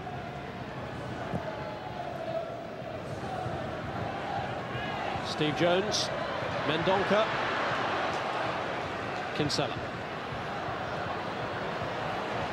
This is where brave people come before, Rob. I'll take one, Gaffer. Dicchio. Johnston. And still. Brought down in the end by Keith Jones. Another costly giveaway of a free kick here. And having squandered the last opportunity, they won't want to do that again. I'll tell you what, I bet Alex Ray's nowhere near the ball. A good run from Johnson. It's tiredness now. Jones lunging out. Well, even if it's just as a decoy, Alex Ray is actually there, but ball is to the right of it. Summerby and Gray are there too. Is this one going to be a pile driver from Michael Gray? Someone's got to hit it. Placed in by Gray towards Quinn. And Craddock really had a chance to steal the glory there, and it might be their last chance. Yeah, Craddock's took a knock as well. He's got cramp. Quinn just sticks out a right leg at this. It could go anywhere. It comes backwards, and Craddock pounces on it with the left foot and can't get over it. You could say it was a centre-half shot. But what an experience for this youngster. Fabulous. A good career he's got ahead of him. Just a minute of stoppage time left, so we are a minute away from the lottery of penalties to decide who accompanies Nottingham Forest and Middlesbrough in the Premiership next season. Well, Eddie Howe's getting on in years now, Eddie. Still managing to get himself up for maybe the last free kick in the match. Can he make anything of it? Niall Quinn tracking him back. They know that this could well be their last chance to settle it from open play. Are Charlton finally going to do it? They took the lead first in this game. 3 times they've had to come from behind as Bowen lofts it in. Youds is crowded out though, and Summerby is there ahead of John Robinson. Referee having another look at the watch. What a way to go into the Premiership. Can't believe it. And there is the end of extra time, and both teams really have to be applauded for serving up this 8-goal thriller. Clive Mendonca with a hat-trick will steal the glory for Charlton. Niall Quinn close to scoring a hat-trick for Sunderland. His 2 goals added to, though, by Kevin Phillips and Nicky Summerby, who at 4-3 must have thought that it was in the bag. But Mendonca had other ideas, and in completing his hat-trick means that we are now faced with a nerve-jangling penalty shootout. 4-4 at the end of 120 minutes. Clive, are you ever involved in a penalty shootout? I've had penalty shootouts, yeah, and I think the important thing is, having been in that situation, is not to change your mind. I think you've just got to be so focused. You've got to make sure that you know what you're doing, and really just try to concentrate and see it right the way through. Of course, normally Kevin Phillips would have taken one of the Sunderland penalties, Ray. He's not there anymore, which is going to put even more pressure on one of those people Lenny was talking about. Yeah, I think so. I think Mark Bright would probably have taken one for Charlton as well, and obviously you can only use the players that were on the pitch at the end of the match, so it's a bitter blow for both sides, but it is going to be some poor soul that hasn't taken a kick for a long, long time. And I don't think it's down to the goalkeepers, really. The goalkeepers will make a judgment whether I go to my right or to my left, and the poor bloke that's a bag of nerves running up to kick it, it's really down to him. And as Clive's quite rightly stated, don't change your mind. If you're going to wallop it, wallop it. It'll be interesting to see which end they take the penalties, whether it's the Sunderland end or whether it's the Charlton end, and whether that in turn puts pressure on the opposition players. Well, I can tell you that it's going to be at our end, the Sunderland end, the tunnel end. So, wonder if that was decided beforehand or by the toss of a coin. Well, whichever way, it has gone Sunderland's way. And it's good from our point of view as well, up here in the studio. Perez could be playing his last game, of course, for Sunderland. He hasn't got a contract. If he's the hero in the next 10 minutes, then surely Peter Reid will have to say, all right, mate, you can stay. It's just unbelievable, I think, when you consider the seasons that both teams have had, that defensively they've been very good in the run-up to this particular game. 4 goals conceded by both of them, and then it comes down to the goalkeepers. It's quite incredible. Well, I'm sure they've by now decided who is going to take the first 5. Remember, both teams take 5, and if it's still level after that, it will then go to sudden death. Who has the nerve? 10 bags of nerves, as Ray described them, waiting to wobble towards the penalty spot at the tunnel end, to place the ball on the spot and then try and beat either that man, Lionel Perez, or that man, Sasa Ilic. A Frenchman in one goal, an Australian Yugoslav in the other. At stake, a place in the top division in English football. We're just about ready to go. Once again, it's back to 2 more bags of nerves, Alan Brazil and Rob Hawthorne. Not as nervous, I'm sure, as the 2 goalkeepers, but it looks, from who's stepping forward, as though Clive Mendonca, who's had such an heroic game already so far for Charlton, is going to take the first kick. He's the only player who scored a penalty for Charlton during the course of this season. He scored a hat-trick during the 4-4 draw in normal time. It's at the Sunderland end. He's facing Lionel Perez with the first kick. Can Mandonka give Charlton the start they need? Yes, he can. 1-0 up. Wow, I'll be honest with you, I'm delighted for this fella. Against his boyhood heroes, in front of all his pals, the Sunderland fans, and didn't he tuck it away nicely? Top man. Nicky Summerby, who also scored during the normal course of the game, now has to face Ilic. He's a big lad, this fella, Rob, in goal. I'll probably make him favourite. Well, it's been such a fairy tale start to Ilic's Charlton career. Can he now complete it with a penalty save in this crucial shootout? Summerby looking to equalise and does. Fabulous. Fabulous. Ilic was playing the clown on the goal line, bouncing about. Look at him, bouncing about, jumping about. Summerby kept his eye on the ball. Whack. 1-1.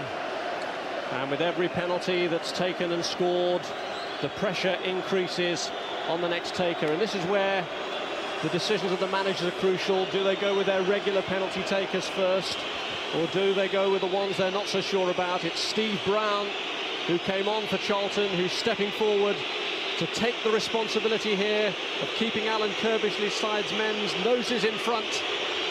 Brown facing the catcalls, and Perez, and scores! Yeah, great penalty from the substitute. Perez decides the right way, but the power and pace and accuracy puts Charlton back in front. Good penalty this. Right foot, bang. No messing, not exactly in the corner. The power and pace beats Perez. Well, Alan Johnston scored a penalty at Huddersfield earlier in the season as part of a hat-trick that he scored on that day. He and Kevin Phillips, who can't take part in the shootout because he's gone off, Sunderland's only penalty scorers in the course of the campaign, but some can't even bear to look at what's unfolding in front of them. The heavy burden of responsibility on 24-year-old Alan Johnston. And he scores. Oh, fantastic. Fantastic. Concentration there from Johnston.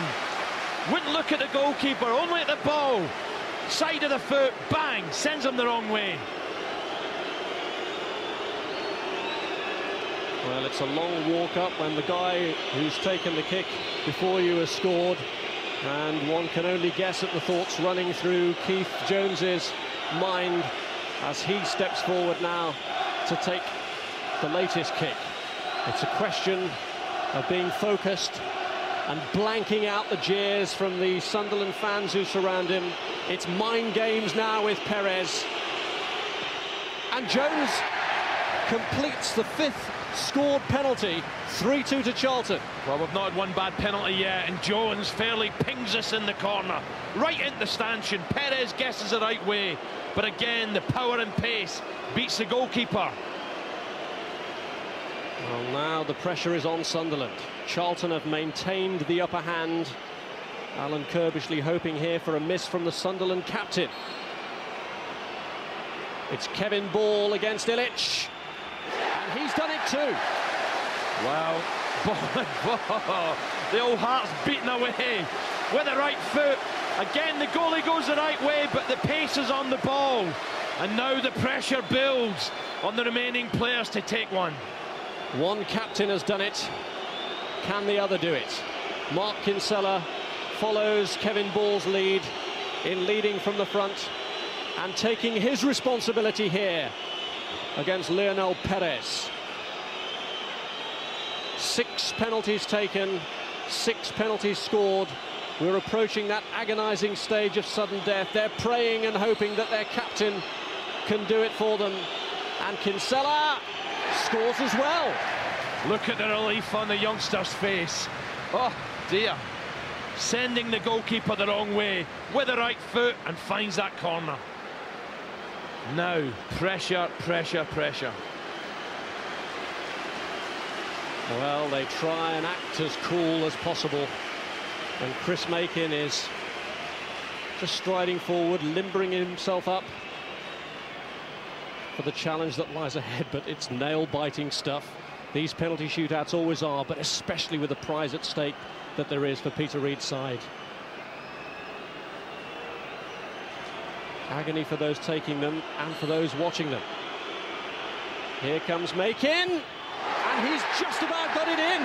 Oh, 42,000 hearts stop for a moment there as Ilic looks to the skies, almost, and Makin, oh dear, so relieved here.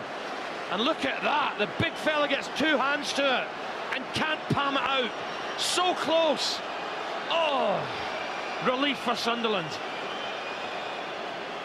Mark Bowen has played in big games. He's played in Europe with Norwich City, scored for them in that famous win at Bayern Munich, facing a real pressure situation here, and he scores 100%. The record's maintained, but Sunderland can't afford to miss the next one. Fantastic bottle from Mark Bowen, fantastic. That is a pressure pot of a penalty. Just blasts it in that favoured side. But Alex Ray here has to score. Otherwise, Charlton go into the Premiership and Sunderland face life in the First Division for yet another season. Can he do it? Yes! Oh. Very, very cool about it, wasn't he? Goodness me. Fantastic. With the right foot, Ilic decides to go there. Even his big frame can't get there with the left hand. Superb, Alex Ray. Well done to the first 10 penalty takers, but it's rethink time now because they've got to go further down the order, further down than they expected to have to go. And this really is nerve-crunching stuff now.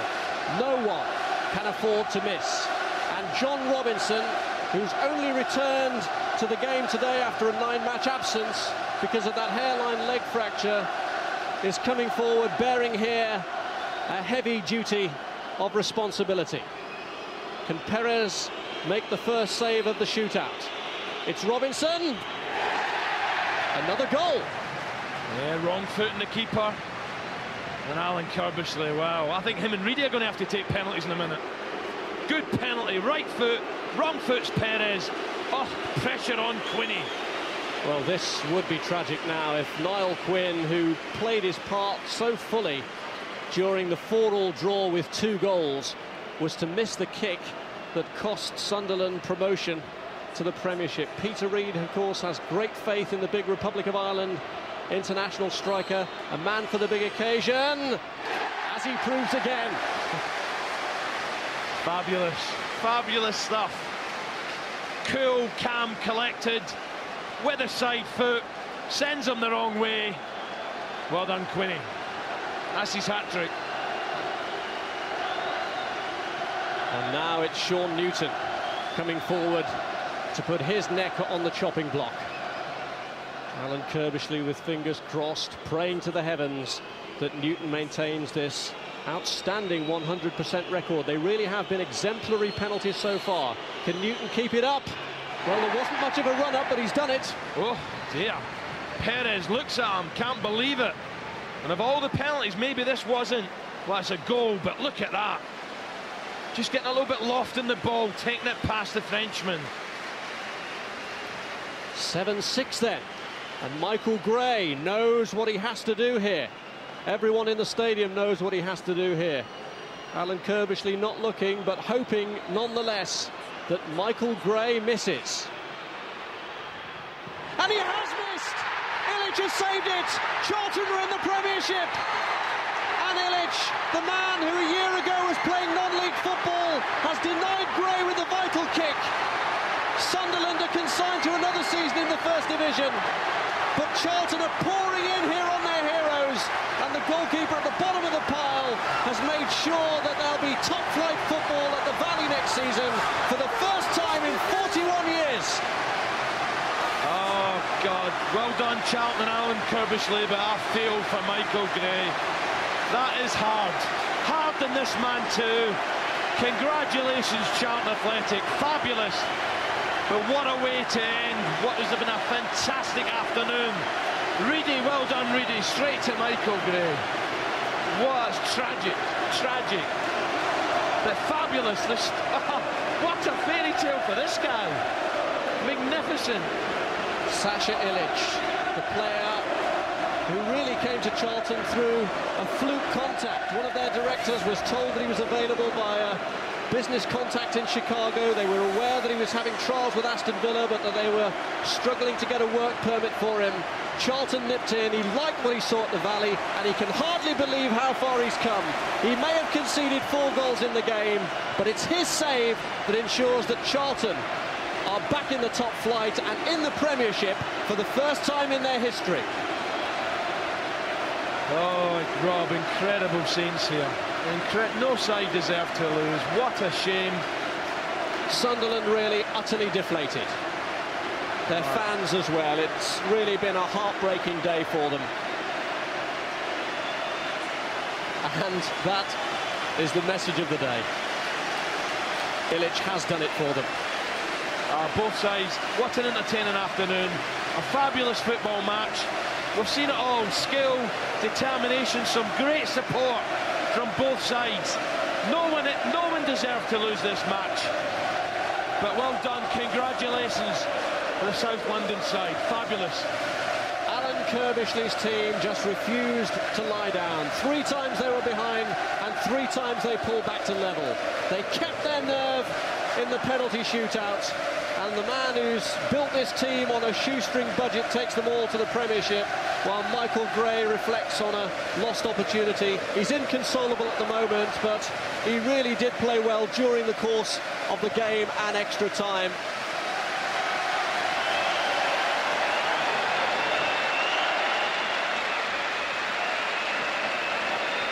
Oh, I feel for Michael Gray. Yeah, well done, the goalkeeper. Guesses the right way. Michael Gray is heartbroken. His teammates will get round him tonight. Don't worry about that. And tomorrow, he's big enough. He's a top player. Has an excellent game. And if someone had to do it, someone had to miss. And his teammates are very important to him tonight and tomorrow. Alan Kirbishley can't look, but what a proud man he is. He knew straight away from the roar, without looking, that his team had made it.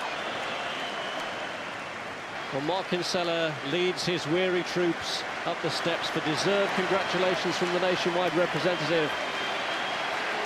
Charlton get the silverware, but the pot of gold is their place in the Premiership next season.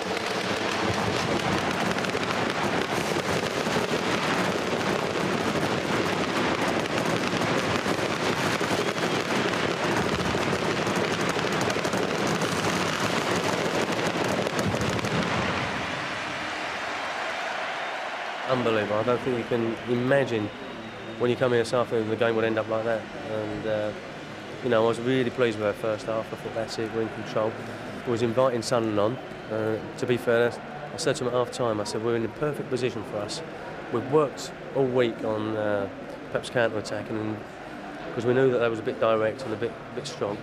And lo and behold, 5 minutes, 10 minutes into the second half, we was 2-1 down or whatever, and backs against the wall. And you know, Clive pulled us out a couple of times, and to win it the way we have won it, you know, obviously I'm desperately disappointed for Sunderland, and it would have been the same for ourselves. But what a game and what a day!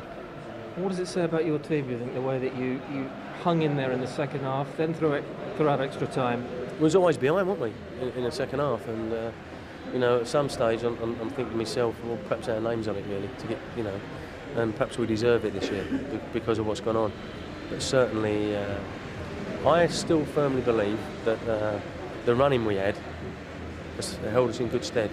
We had a wobble there for 10-15 minutes to start the second half, and it cost us. And that's the first time we've wobbled in quite some time, but we got ourselves back in it.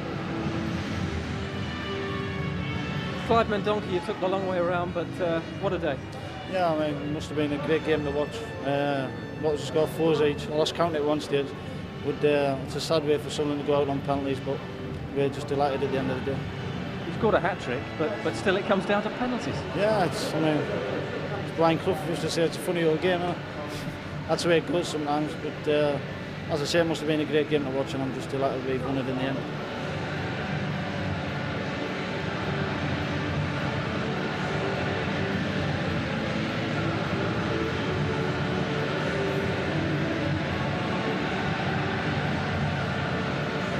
What about that man you signed for, what was it, a club record fee a year ago or so, Clive Mendonca? What a performance today. Magnificent, and you know, obviously he's a Sunderland boy, and the talk about him going back home and all this, but obviously we're delighted with him, and fantastic, and to get a hat-trick at Wembley, brilliant. And the goalkeeper? Well, he hadn't made a save all afternoon, and I'm sitting there thinking he's got to save one of these penalties, and because he hadn't. It was a shock to me when some of them goals went in, you know, the way we've been playing and the way we've been defending. And he had to save one of them, and he got his hand to one and it trickled back over, didn't it? And I thought, well, that's it really. But how about our penalties? I mean, they didn't get near any of them, so fantastic. Rumour has it you were practising very hard yesterday with penalties, is that right? No, it wasn't, no. But 4 or 5 of them had one go each, and the 4 or 5 that had the go was nowhere to be seen when we started. You got to pinch me first. I don't believe this is all happening to me. It's unbelievable. I mean, throughout the whole game, I didn't make a single save. Conceded 4. I just saved 1 penalty shot, and you know, I'm up there with like one of the heroes tonight. So it's unbelievable. My road to where we are today has been absolutely fantastic. What about to the club and to this club that you've joined? How much does it all mean, do you think? For me, I love Charlton with all my heart. The fans are absolutely fantastic. I mean, people are praising me for all these clean sheets I had previously, but you know, most of the credit must go to the defenders, you know, to the rest of the lads in the team. I must admit I did contribute a little bit, but I think they contributed a bit more than what I have. And you know, thanks to them also. And this is a dream come true for me. I can't still believe it's happening. I'll probably wake up tomorrow morning and think, to myself, you know, wow, has that happened or am I dreaming? You know, so thanks a lot. Richard Roof was unbelievable afternoon.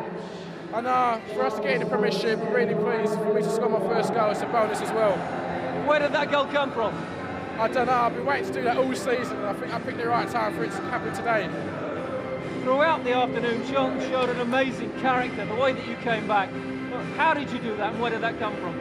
I think good team spirit, and everyone dug in when it got hard. What does this mean now? Premiership for us. We just kept coming back, you know. They went 1 up, we pulled it back, and they went another one. We just never died, you know. We just when they went to penalties, we just felt confident that it was going to be ours. Where did that come from, that spirit? Because that must have been so crucial today, and even through the penalties where none were missed. The spirit's been there all season. We've had the confidence to get to the playoffs, and the last 15 games we've got a little run going. And we just, you know, we're there on merit, and I think a lot of the lads need credit for it. Stick with Sunderland, Middlesbrough, and Forest. We've been there all season. I think we deserve this at the end of it. What about the manager and his role in all this?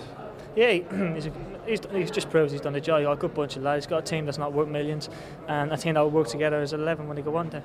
And that even proved in the penalties when everyone scored. We needed to pull 2 out of the bag, and Robbo and Newts stepped up there and took penalties, because most of our, like Brighty went off, Danny Mills went off. They were our penalty takers, and we stuck it out even through the penalties and deserved it, I think.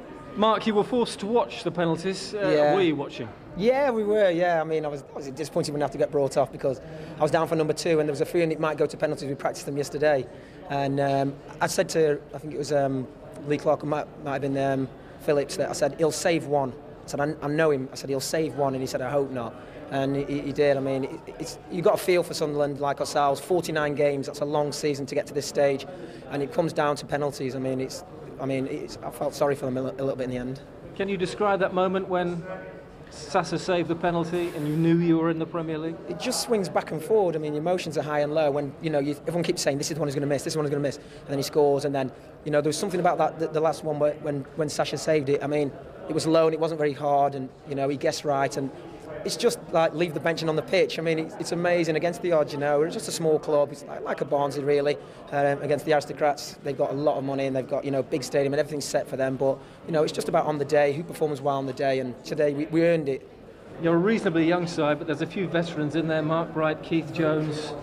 What does it all mean to them, do you think? I mean, Keith just came up to me and said, we're going back in the Premiership. It's been a long time since he was back in there, and he's over the moon. He's age to be back in the Premiership again, to get another crack at it. And we'll be up for it. It'll be a new challenge for us, I had a feeling we were going to win.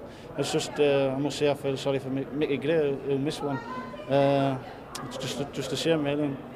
That's just the way football goes. It was one of those games where a loser was incredibly difficult to see. Yeah, that's right. I mean, but I think you've got to give us credit at the end of the day, because we've come back, I think, what was it, we were 2-1 down, 2-3, 3-2, 4-3, and we come back every time, so I think you've got to give us a bit of credit there. And as I say, it's just nice to get the Premiership. Super! Super Club! Super! Super Club! Super! Super Club! Super Club! Doncaster! What it means to the club is that we're back in the first division, or the old first division. We left there 10 years ago. But what this club has been through has been unbelievable. And I think it means, firstly to the fans, all that hard work and grief they went through. And the directors, because I've been around there 10 years, as you know, and I've seen the chairman and the directors throw money in, sign cheques, pay their own money in to keep us going, and it's a day for them really.